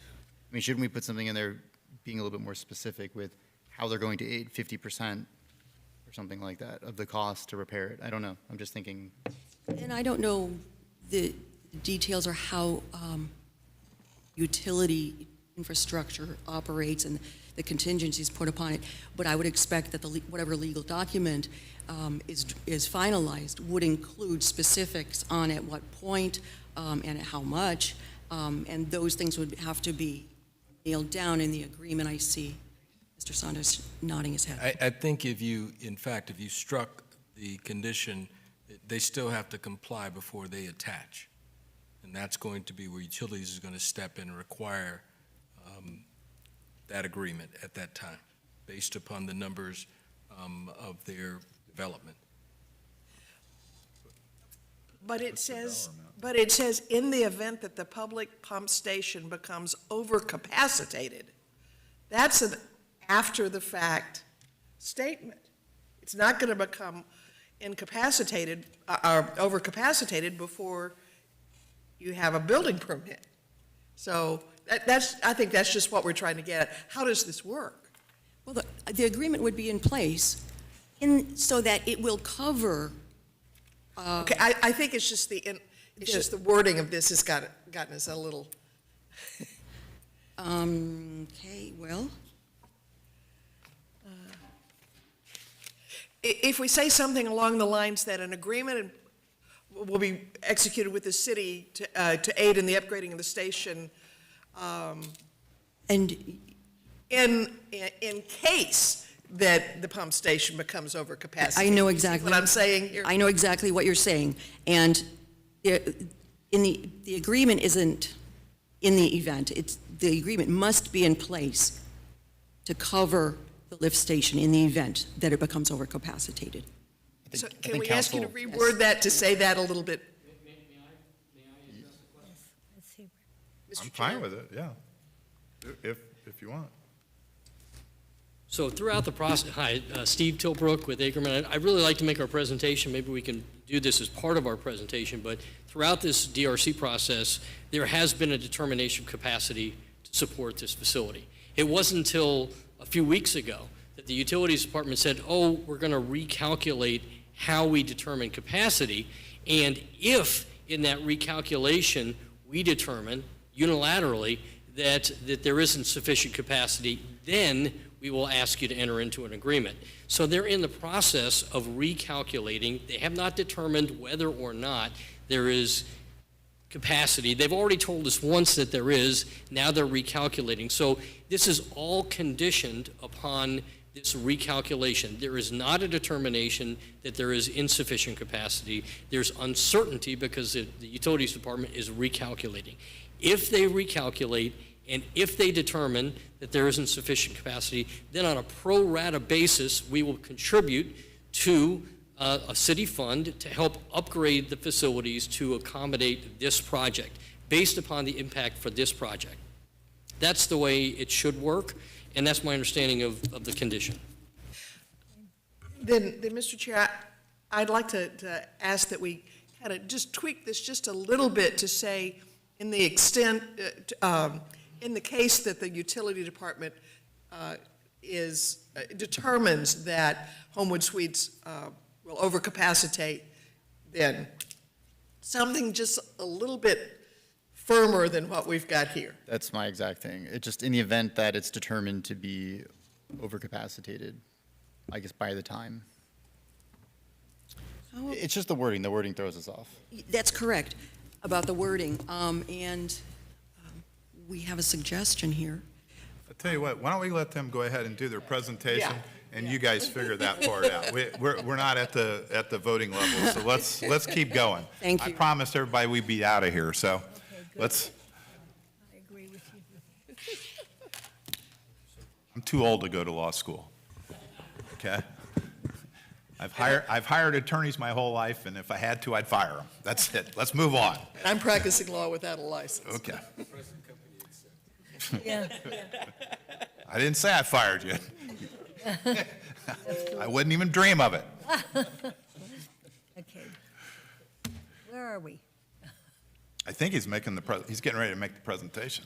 Good evening. Thank you for the opportunity to appear before you. My name is Stephen Tilbrook. I'm an attorney with Ackerman Law Firm in Fort Lauderdale.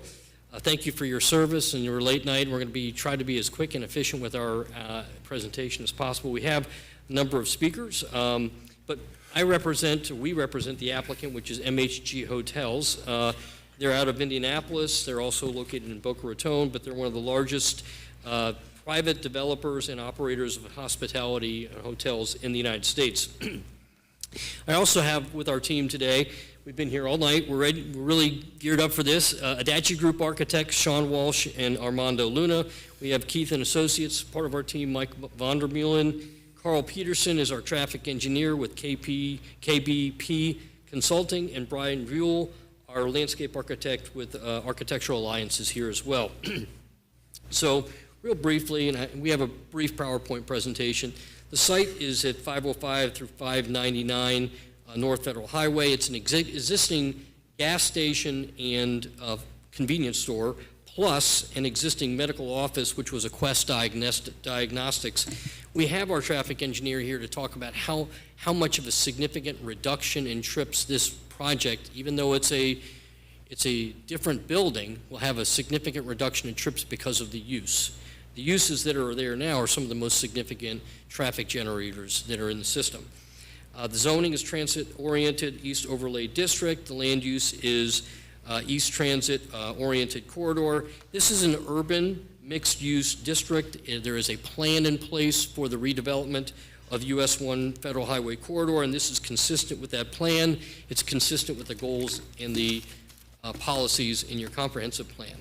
This site, I'm going to go to the next slide. This is an existing photo of the site. This is the gas station. There's 5 entrances and exits off of the road to this gas station and the adjacent commercial facility. Five, and there will be 2 as part of this project. So there's significant reduction in vehicle impacts to the pedestrian realm.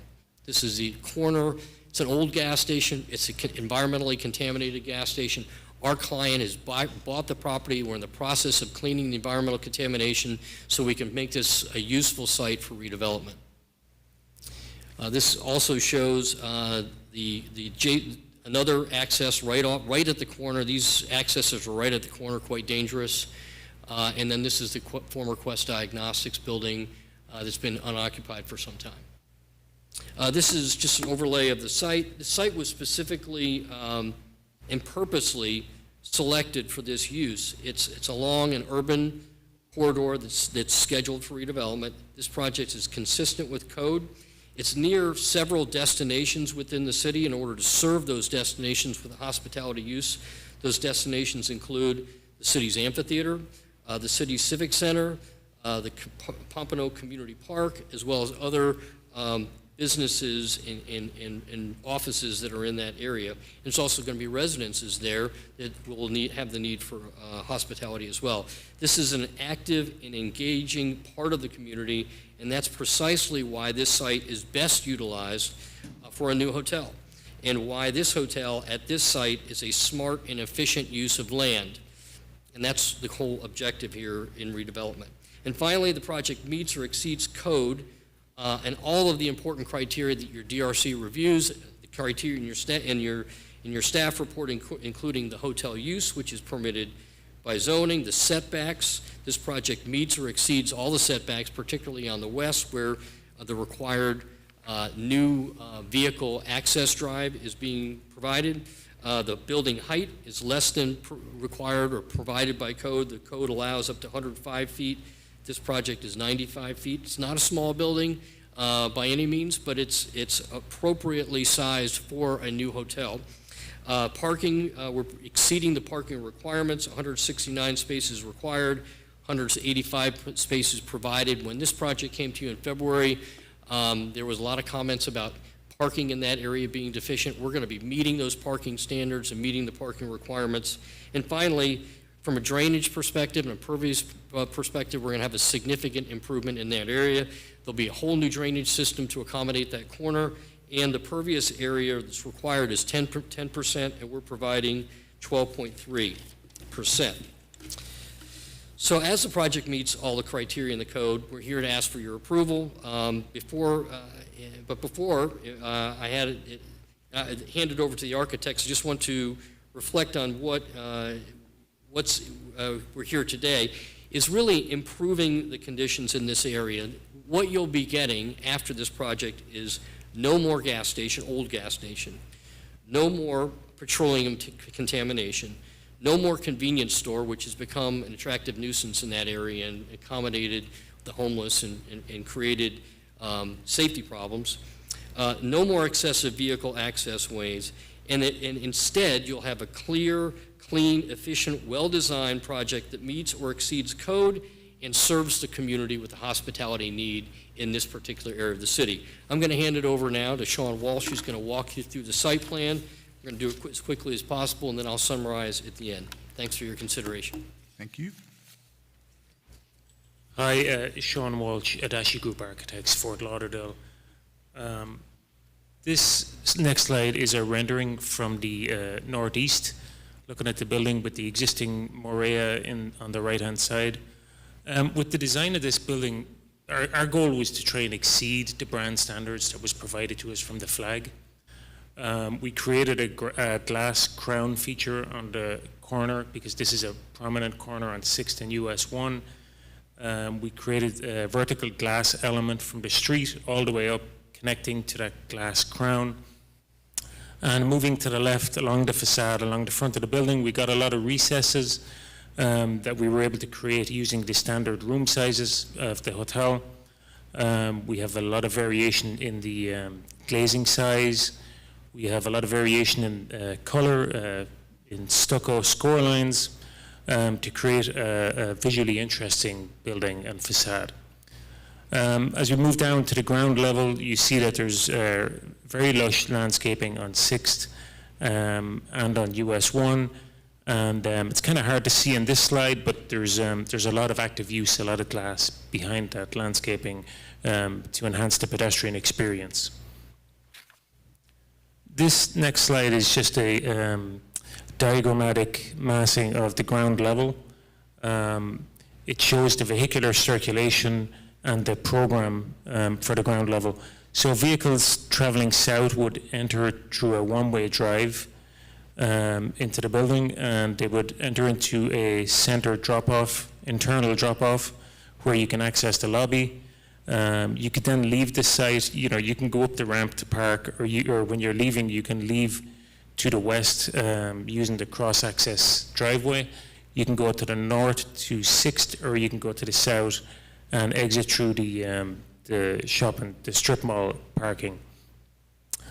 Also on this ground level, you can see highlighted the lobby area, which is all active use, and the other area to the right along 6th, which is the break room, which again is active use.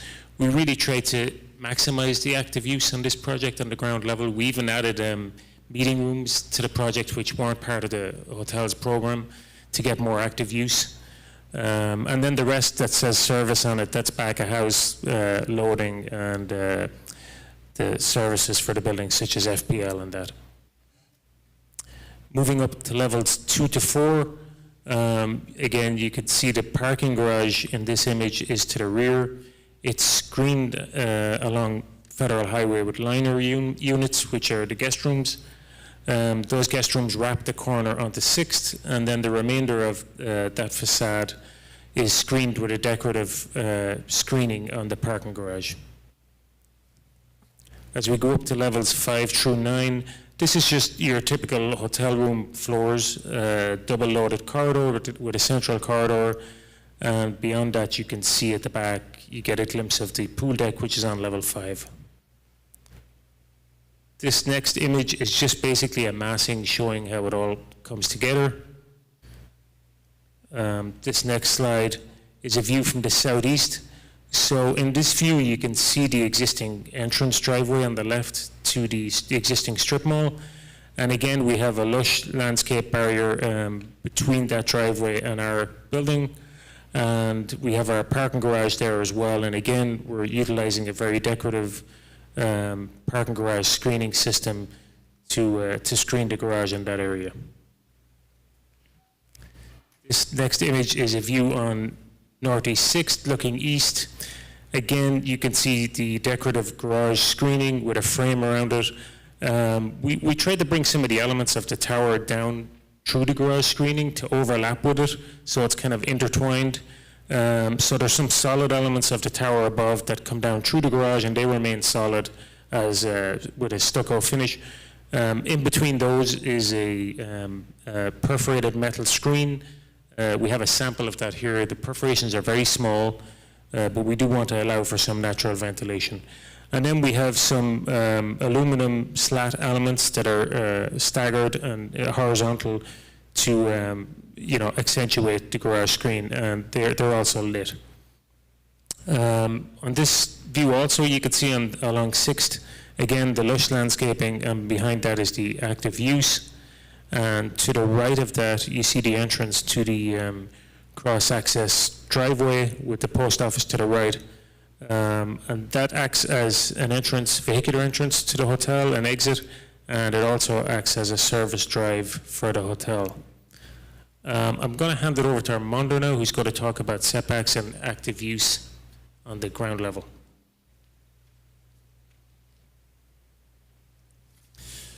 Good evening, everybody. My name is Armando Luna.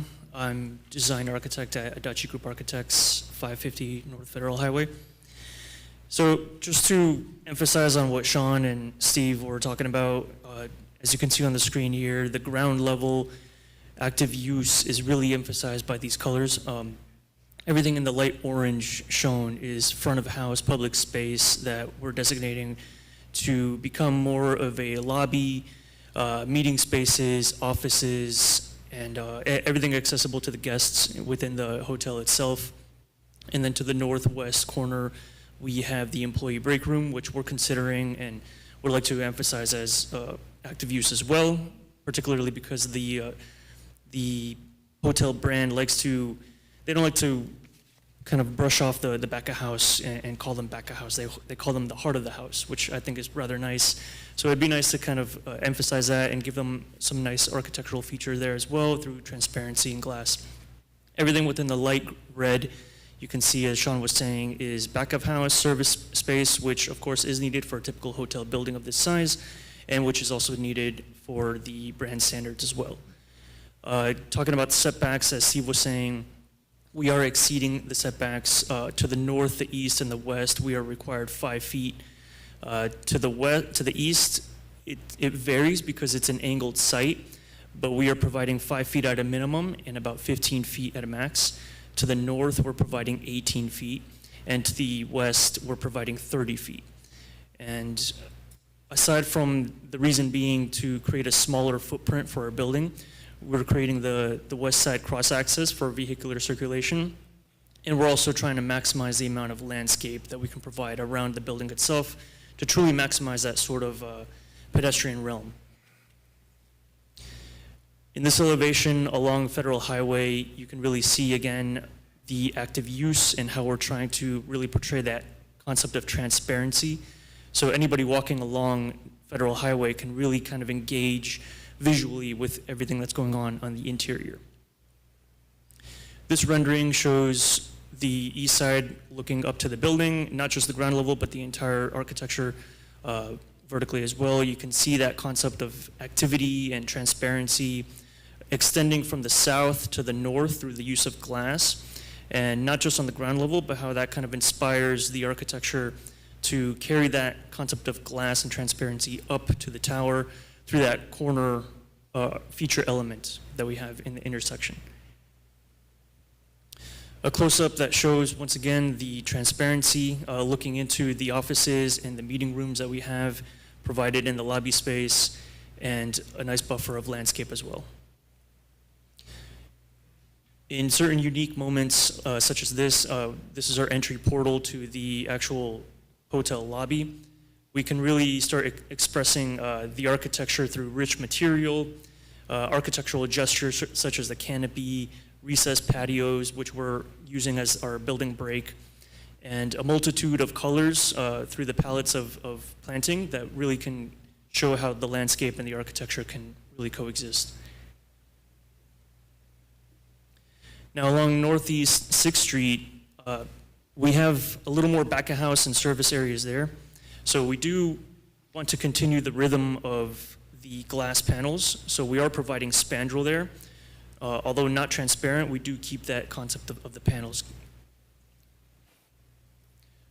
So a close-up along Northeast 6, you can see the buffer of landscape that connects the entire perimeter of the site, making it a very pleasant walk, not just for the guests staying at the hotel, but also for the adjacent neighbors. And then looking across the street from the Maria, you can see once again, the active use along the northeast, the north edge, and the garage screen that really creates an innovative design feature element with the horizontal slats and creating a nice rhythm that kind of gives an expression of movement and life and kind of complements the pedestrian realm as well as anybody driving along Northeast 6. Now I'm going to kick it back to Steve just to conclude our presentation. So I thank you for your time. Okay. Thank you, Armando. And thanks, I want to thank the staff for their outstanding work with us throughout this project. The staff report does recommend approval of this item. We want to thank all the city leaders for their consideration as we've gone through this process for about a year and a half, going through a site plan review process and acquiring that. We've acquired the property already. Our clients already made that commitment. They're going to make a project happen here. We hope it's this project. We'd like to thank the Architectural Review Committee for their consideration of the project as well. And we're excited about bringing this project to Fort Lauderdale, to City of Pompano Beach. We do accept the staff conditions. We appreciate the staff recommendation of approval, and we look forward to answering any questions from you. We have our full team here as well. And I'm happy to address that condition that came up at the last minute and really is only triggered if the city determines that there isn't sufficient capacity in that pump. The city has a pump that's in place, that's working, and they initially determined there was sufficient capacity, but now they're going back and recalculating. If it's calculated at the time of building permit that there isn't sufficient capacity, we'll contribute to a fund to bring it up to capacity. Thank you for your consideration. Okay, thank you. And thank you for getting that done while we were talking. Will there be a restaurant in the hotel? There is a restaurant that is primarily intended to serve it's a breakfast restaurant and then a meeting room the rest of the day. It's primarily intended to serve the hotel guests, but it is open to the public if the public does come in. It does face Federal Highway, so it's active and engaging. There's some outdoor tables, indoor tables, and so, you know, it's hard in a limited service restaurant to really provide a new restaurant for the community, but we're going to have meeting rooms for the community.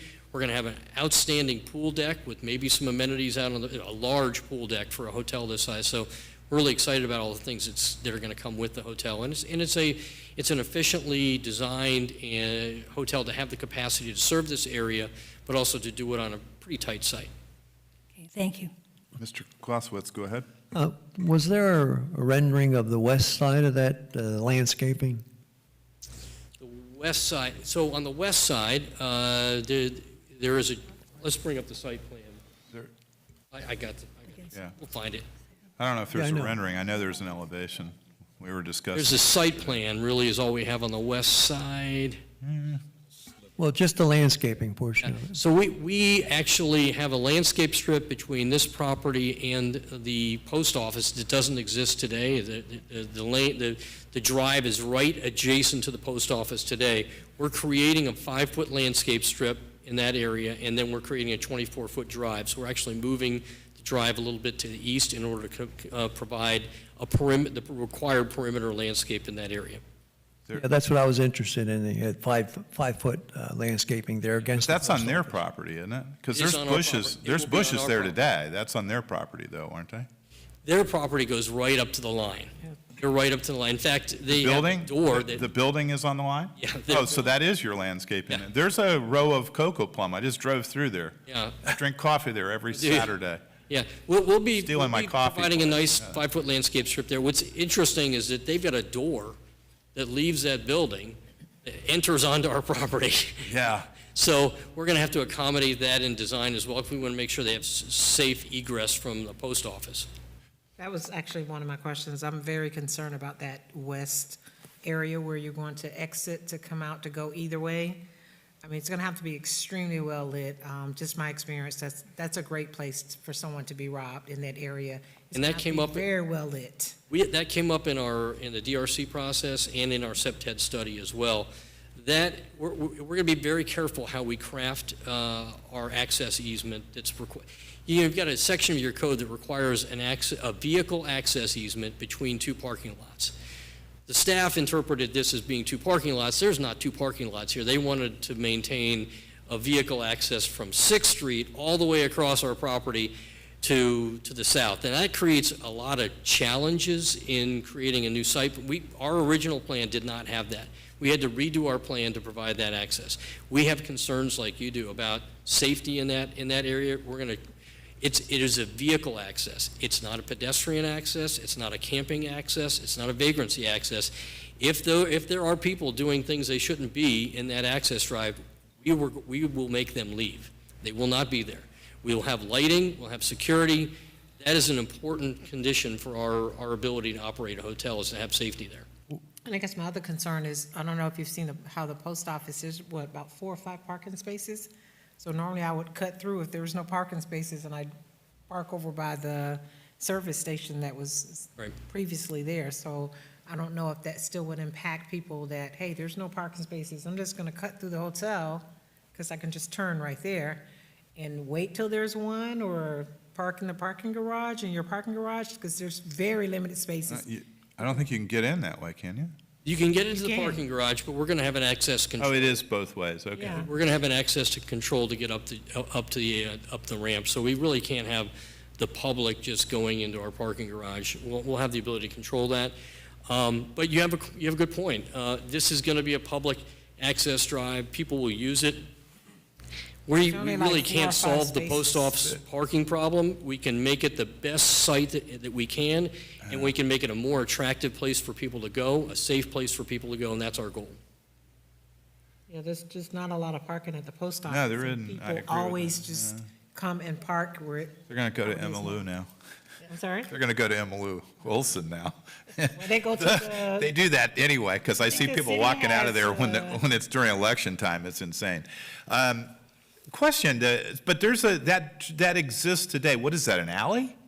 That road that goes north and south is an alley today, legal? There's no longer an access easement there. There was one at one point. Oh, okay. A private easement between the two abutting properties to provide access. Whose land is it, yours?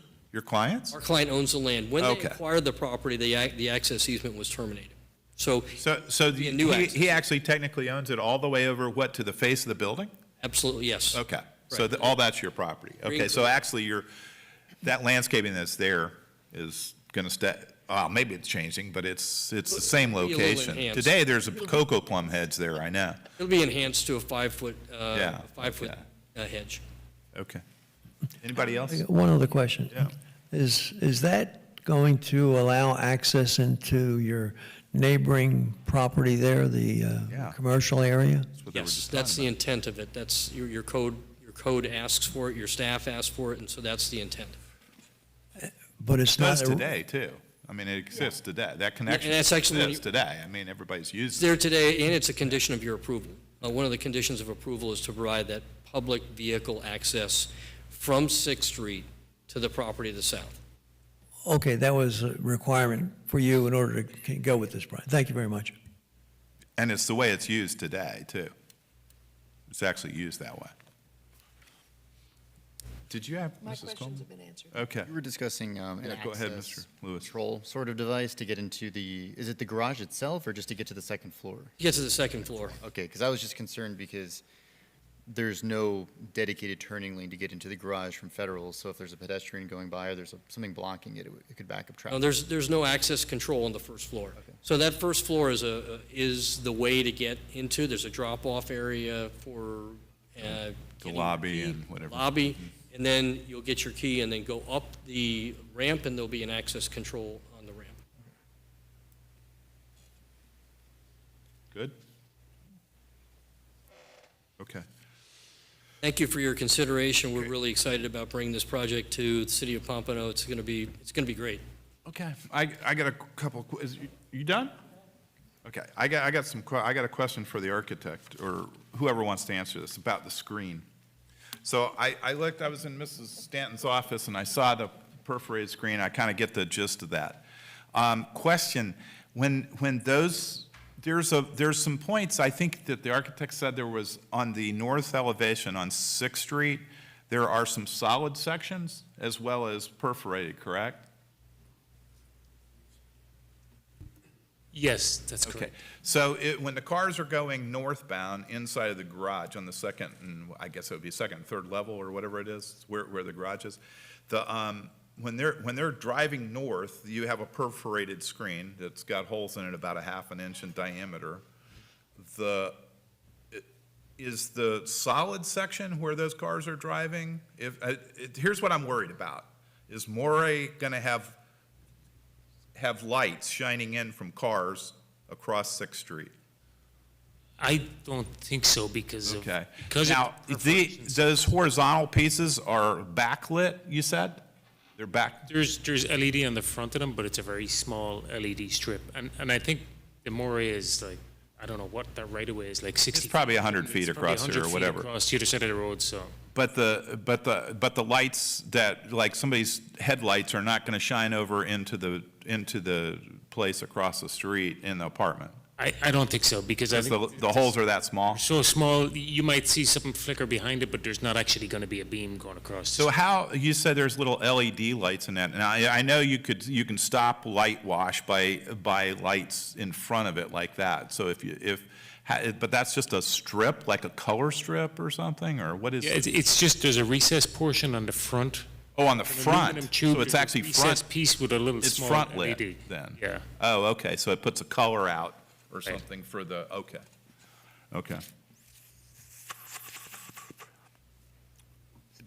Where do you have vertical pieces on that elevation inside of that box, right? They don't line up with the driveways, do they, by chance? No, they just line up with the facade, so. the Okay, so vertical it's line just, is above. that's just laid out architecturally in space, is what it is? Right. Okay. Okay. I think that was all I had. Are you going to do the post office and make it nice like the picture?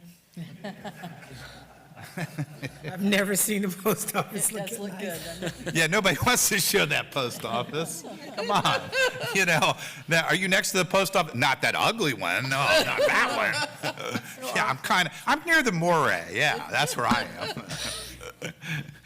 am. Okay, anybody else? All right.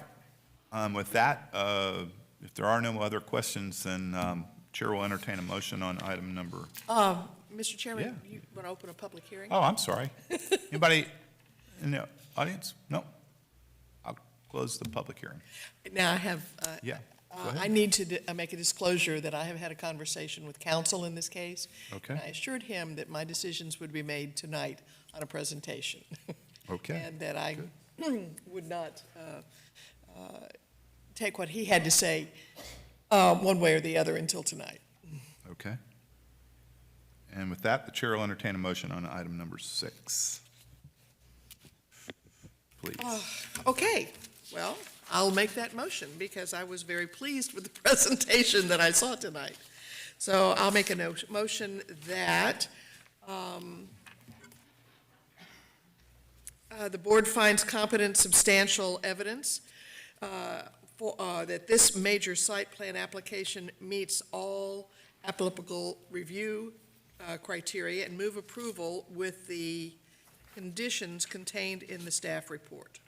Okay, 4. There's 4, right? Yep. Four conditions in the staff report. Okay, we have a motion. Do we have a second? Second.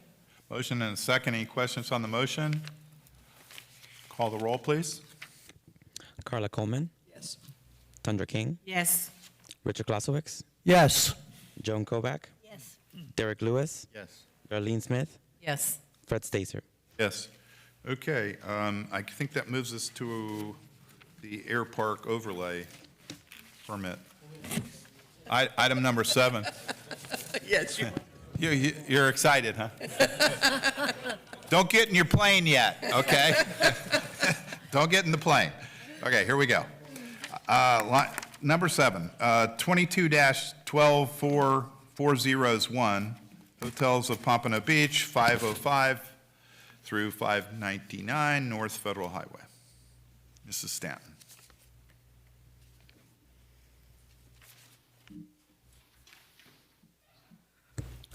One last time.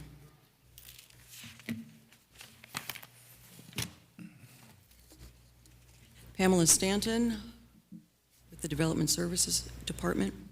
This application is for an air park obstruction permit that accompanies the Homewood Hotel site plan that was just presented for the 9-story hotel. This aerial photo shows the proposed hotel site in context with the area and with the air park.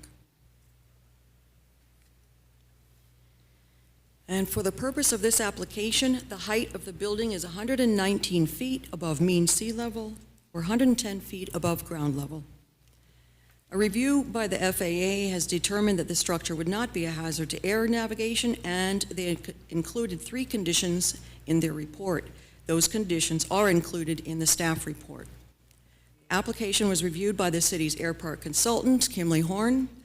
Our Kimley Horn representative, Tom O'Donnell, is here this evening if any technical questions may arise. And the application was also reviewed by FDOT. And the application was staff reviewed against the air park obstruction permit review standards of the zoning code, and details on how the project complies with those standards are included in the staff report of your backup material. The Development Services Department recommends approval of the air park obstruction permit subject to the following comments and conditions. 1, the construction must commence prior to the expiration date of June 13th, 2024 of the FAA determination or any subsequent extension that may be granted. 2, if construction cranes are anticipated that exceed the maximum allowable height stated in the FAA determination letter, these temporary structures shall be submitted to the FAA and a determination of no hazard received. 3, as a condition of the FAA determination, the structure is to be marked and lighted in accordance with the FAA Advisory Circular 77460-1M, obstruction marking and lighting. Red lights, Chapter 4, 5, and 15.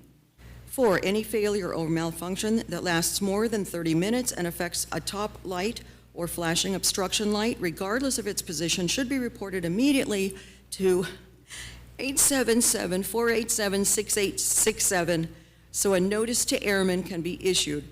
As soon as the normal operation is restored, notify the same number.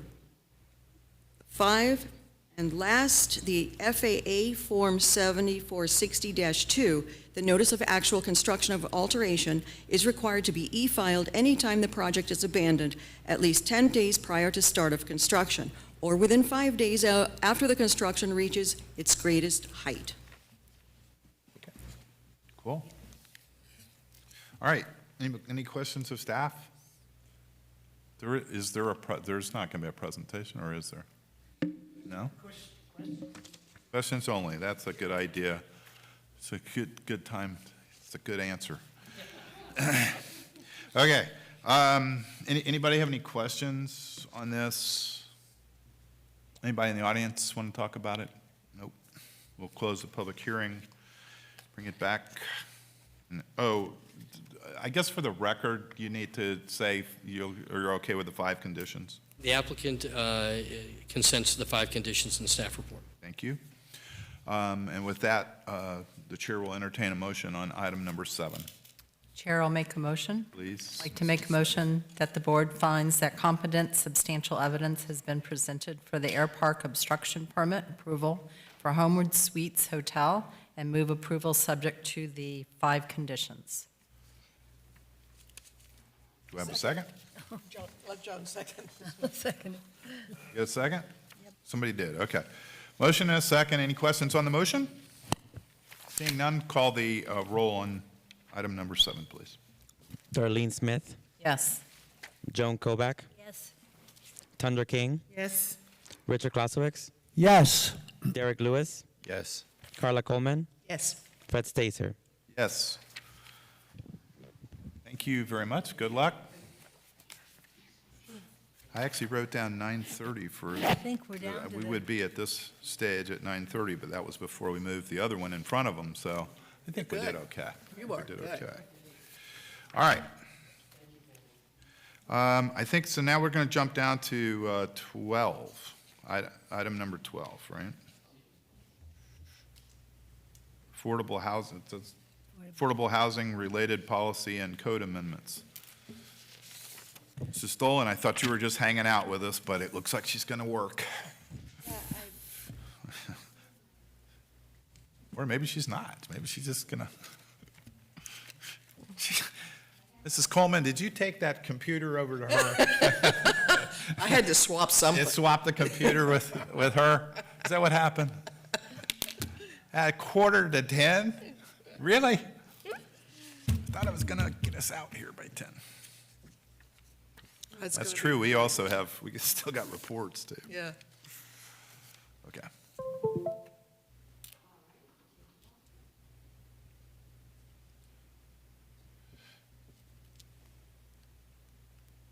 I remember being here at 1 in the morning. Ready? Fixed it. Jean Dolan, Development Services. So this is a little package of code amendments we're going to bring forward that started out with us looking at raising the affordable housing in lieu fee, which was a direction of the commission. So a little history first. In September 2013 is when the City Commission first directed us to hire a consultant to come up with an in lieu fee for those projects that wanted to buy out of their affordable housing requirements. So in February of 2014, we adopted a fee that was based on what we call a gap analysis, which looks at the gap between what a certain income level can afford and what the market is producing, and that's what established our original fee, and that fee has not been raised since 2014. So based on the 2014 methodology with this gap analysis, our fee will go from $2,333 per unit to $27,708. And the factors that are influencing that are manyfold. Even though median income has gone up 46% in this amount of time, median sales price has gone up 84%. The interest rates, which is a real killer, has gone up 44%. And another killer, which was blind in this methodology before, is they were assuming an 80-20 split between what went towards your mortgage and what went towards your taxes and insurance. And with insurance going up so much, that's more like a 50-50 split. So you even have less money to pay towards your mortgage. So even though that sounds like a super scary number, we've already really reduced who has the ability to buy out or who is required to buy out of affordable. As you recall, we created a mixed income housing ordinance that really encourages mixed income housing instead of 100% affordable. And we drew these circles around everywhere we already have tax credit projects. And within those circles, we are encouraging market rate because we don't want these concentrations of poverty. So you can do up to 50% affordable, but you don't have to do any. So there's no buyout required within those circles. So if you look outside the circles, in that all the red corridors, we now require them to use one of the county policies, either 216.3 if it's 100% residential or 216.4 if it's mixed use. 216.3 doesn't let you buy out at all. 216.4 you can buy out at the county's buyout value, which is $10,000 a unit. So really the blue areas, which are activity centers, the regional activity center, the ETOC, and the downtown, they have land use requirements to have an affordable component, so they can still buy out and use our buyout fee. But otherwise, we've really limited where you have to do a buyout or where you are able to do a buyout. So we have a little, set of recommendations that came out of this thought process that we've kind of workshopped with the individual commissioners and got a feeling of a consensus, so that's what we're bringing to you tonight. So those recommendations are to first expand our policy to use 216.3 and 216.4 to include the downtown and the ETOC. And Adachi's project that was mentioned earlier by Pamela, that I was going to explain this policy to you. So you know we already have a policy that if you're asking for more than 50 flex units, you need to use 216.3 and 4, and anybody who's eligible for, who can use 216.3 and 4 should. Well, the activity centers are eligible to use these policies, and what's great about it is it saves the units in our basket of rights. So we only have to take 1 out of 7 units out of our basket of rights, and the rest can be bonus units if they make those units moderate income. So it's a really great deal. It'll make our basket of rights last a lot longer. So that's one of the benefits of this new policy. The other benefit is it takes away the expectation of a cheap buyout, because 216.3 doesn't let you buy out at all. As you can see with Adachi's project, he's committed to providing those because he used 216.3, so he has no option. In 216.4, if you buy out, you got to pay the county's $10,000 a unit, which, by the way, escalates 3% annually every January 1st. So that's our first recommendation. Our second one is to, instead of going all the way to 27,708, just adopt the county's 10,000 per unit. The reason for that is then we can kind of piggyback on the county in terms of justifying it, and it escalates 3% annually, so we can take out the whole gap analysis and having to look at what is the interest rate, what is the median market price. It'll save staff a lot of time and effort. It also takes the whole question of, are we going to ever raise this fee out of the political realm, and just makes it a math problem. So it really simplifies the whole concept of the buyout fee going forward. And finally, we're making this prospective instead of retroactive. That means that if your project is approved after September 30th this year, the $10,000 buyout fee will apply if you're able to use it. But all the projects that are already approved will keep paying the $2,333.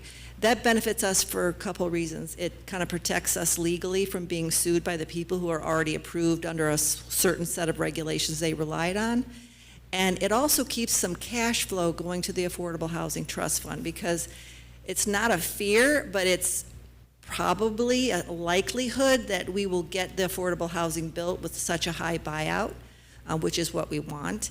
But we also will be kind of sad to not have that cash flow going to the Affordable Housing Trust Fund, because that trust fund's generated $8 million since we started it, not 100% from fees, but from the sale of the single-family homes that Huey does. About $220,000 on average goes back into that fund. It becomes a revolving door. So we like that, and this way we have about 1,300 units that'll still be able to pay the lower fee and keep some cash flow going. The Regional Activity Center also would be eligible to use that lower fee, and they could build up to 4,000 units. So that's another nice steady cash flow. They're never going to get there based on what they're bringing in, but anyway, those are our recommendations for this package. So our recommended motions tonight, which I can't read off that, I have to read off. Motion number 1, we recommend approval of the amendment to Chapter 154 to increase the affordable housing in lieu of fee to $10,000, escalated 3% annually on January 1st of each year for projects eligible to buy out of affordable housing requirements, and to adopt a policy and associated code changes to require the use of the county mixed income housing density bonus policies 216.3 and 216.4 in the ETOC and in the downtown TOC. Motion number 2 could be to table this item for more information if requested by the board. And of course, staff recommends alternative motion number 1, and I'm available if you have any questions. Quick question. Yes, go ahead. There was substantial 2023 affordable housing legislation passed by the legislature this year, which basically upended local government's ability to do zoning and land use regulation. How does that affect our city? Does it affect these policies at all, or are we still trying to figure out what they said? Well, we're going to push it. So the legislature says 40% is affordable, that for your project under Senate Bill 102 to be considered affordable has to be at least 40% affordable. We allow 50% within our circles, so we consider our circles consistent with that law. So I don't see a problem with Senate Bill 102 in terms of what we're trying to do to deconcentrate poverty. Again, only the courts can say if that's a legitimate interpretation, and we haven't got sued yet, so we'll just have to sit back and see what happens. Way to go. Thank you. We're hoping he's worried about Disney. No. So anyway, I bet you the city attorney's office wanted the $10,000. They saw that. That was like, oh man, this is where we're going. We're hiding behind the county. Okay. Well, they more like the prospective versus retroactive. They weren't that concerned about the amount as No, I'm they just were kidding. about not putting it on people who were already approved. I'm a little giddy right now. Okay. Anybody have any questions? If not, Chair will entertain a motion. I have a motion. Make a Please. motion. I'd like to make a motion to recommend approval of the text amendment and policy in relation to LN 465 for the City Commission for their consideration. Motion number 1. Okay. Yeah. We have a motion. Do we have a second? Second. Okay, we have a motion and a second. Any questions on the motion? Call the roll. Derek Lewis, Yes. Joan Kovac, Yes. Sandra King, Yes. Richard Klasowicz, Yes. Darlene Smith, Yes. Carla Coleman, Yes. Fred Stacer. Yes. Great. Next. Dean Let's Dolan, see, the- Northwest, item number 13, Northwest 31st Avenue Task Force related amendment to the B4 zoning on the 31st Avenue corridor. Okay. Very good. So this is Jean Dolan, Development Services, once again. So the 31st Avenue, or the EDC put together a task force to look at 31st Avenue, to come up with some recommendations on, creating a future vision for that. If you look at the land use and zoning, it's quite a hodgepodge. So they came up with various recommendations. The two that we can implement with zoning relate to allowing mixed-use residential in the B4 zoning districts without having to downzone to B3 first. So that's what we're doing with this code amendment tonight. So in the B4 district, we're saying that if you want to do a mixed-use or a residential-only project in B4, you can do that following the B3 regulations without downzoning.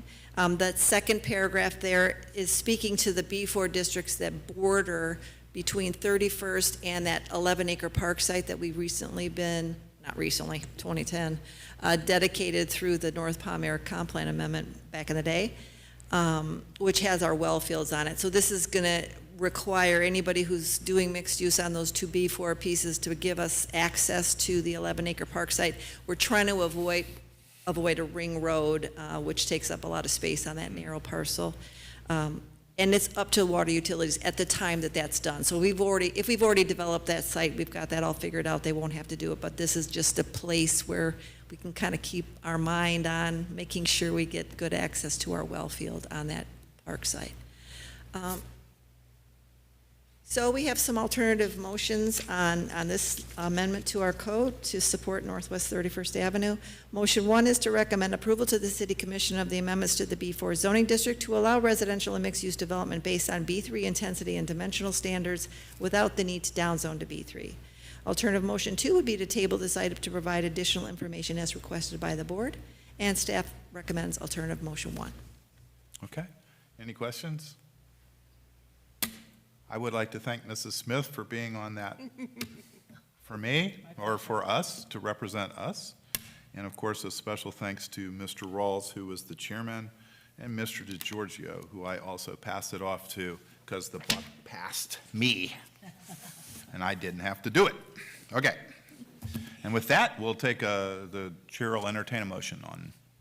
I would like to make a motion. Please, you should. What Jean said. Recommend approval to the City Commission of the amendments to the B4 zoning district to allow residential mixed-use development based on B3 intensity and dimensional standards without the need to downsize to B3 along the Northwest 31st Avenue corridor. We have a motion. Do we have a Second. second? We have a motion and a second. Any questions on the motion? Call the roll, please. Darlene Smith, Yes. Carla Coleman, Yes. Tundra King, Yes. Richard Klasowicz, Yes. Joan Kovac, Yes. Derek Lewis, Yes. Fred Stacer. Yes. Thank you very much. And now, Item number 14, and it's going to get subdivided or something. I don't know what it's doing. You had to do something hard for me on the last one, right? Okay. What are we doing? Okay, actually, that's true. You're taking out the one that's controversial at this point.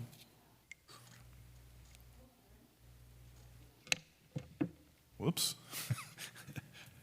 Not doing anything if you lose the stick. I think Mrs. Coleman snuck the computer over there. All right, thank you all for sticking around. It's Daniel Keystro, Mel's Principal Planner with Development Services. I do have an amended request from that is pared down from the staff report that was routed to you all. So this text amendment is supposed to include parking, amended parking standards, medical uses, amendments, and amendments to our fee schedule. Since the presentation was, or since the reports were routed, I was informed and directed that there needed to be some more vetting through for a couple of those items related to medical uses and our fee schedule. So I apologize for jumping on those two issues. The remaining item is parking. And so this code amendment for modified parking standards is to eliminate a modified parking standard for a couple of areas in the city in the Atlantic Overlay District as well as the Northwest CRA community. And within those standards, multifamily dwelling units that are the parking standards are based off of the total gross square footage of the building as opposed to unit numbers. And the City Commission directed staff to look into this because there were a couple of larger developments proposing larger unit sizes that ultimately yielded less than 1 unit per dwelling unit, 1 parking space per dwelling unit, excuse me, it's late. And so the City Commission directed us to look into that because certain areas of the city, that's certainly not the right development pattern at this time. So that is what I am requesting, that this report be kind of pared down to. All of the stuff about the medical uses, healthcare standards, and the amended Appendix C for our fee schedule would not be going forward at this time, and we'll present a new report hopefully in the next couple of months. But I'm asking for the Planning and Zoning Board for consideration, and I'll be happy to answer any questions about possibly recommending approval of the text amendment to the City Commission for their consideration, only related to the amended parking regulations.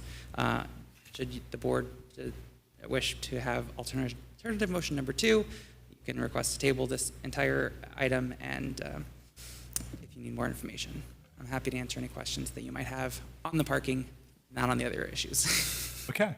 So I have a question because the alternative motion recommend approval of the text amendment to the, do we need to like modify that and say it's for the parking amendments only? Yeah. Yes, so that's what Oh, I'm sorry, it's up there? Oh, it's on the screen. I'm sorry, I'm reading paper like an old person. Okay. Never mind. Okay. Mr. Chairman. Yes, go ahead. I'd like to recommend approval of the text amendment to the City Commission for their consideration only relating to the amended parking regulations. A motion, do we have a second? Second. Motion and a second. Any questions on the motion? Call the roll, please. Carla Coleman, Yes. Derek Lewis, Yes. Tundra King, Yes. Richard Glasowicz, Yeah. Joan Kovac, Yes. Darlene Smith, Yes. Fred Stater. Yep. Okay. Audience to be heard? You want to be heard? Oh, no, just kidding. Okay. Oh, you're under staff reports, lady. Are you? I tell you what. Just a minute. I'm spiking the gavel here. You did that. Okay. Yeah. So, no reports from staff? Nope. Nope. Nope. Did you have a good vacation? Okay, that's the report from there. Okay, board members, Mr. Clausewitz, Nothing, sir. Mrs. Kovac, No, nothing. Mrs. Coleman. Just briefly, I have been asked by the Pompano Beach Economic Development Council Chair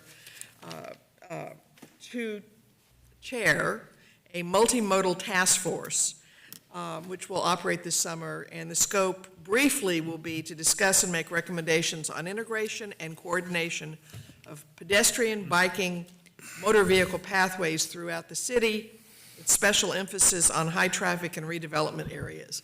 We'll also deal with livability criteria as the city's redevelopment plans unfold, making recommendations on organizational and physical infrastructures needed to make any future plans a reality and sustainable. You're the man, or the woman, in this Well, case. Atta girl. I got Okay. drafted. Yeah. Mrs. Smith? For the privilege of serving on the task force, I appreciate it. Oh, thanks for representing us. Mrs. King? Okay. Mr. Glad to see we're dealing with some of the parking issues. I'm happy to see that with the text amendment as well. Okay, great. I can't say enough. I'm just exhausted. What can I say? I'm tired. Okay. Great meeting, Mr. Chair. You think? Okay. Yes. I had something to say, but I really don't want to say it right now. Okay. With that, Mr. Chairman, yes. on behalf of the staff and the members of the board, I move we adjourn. Okay, so moved.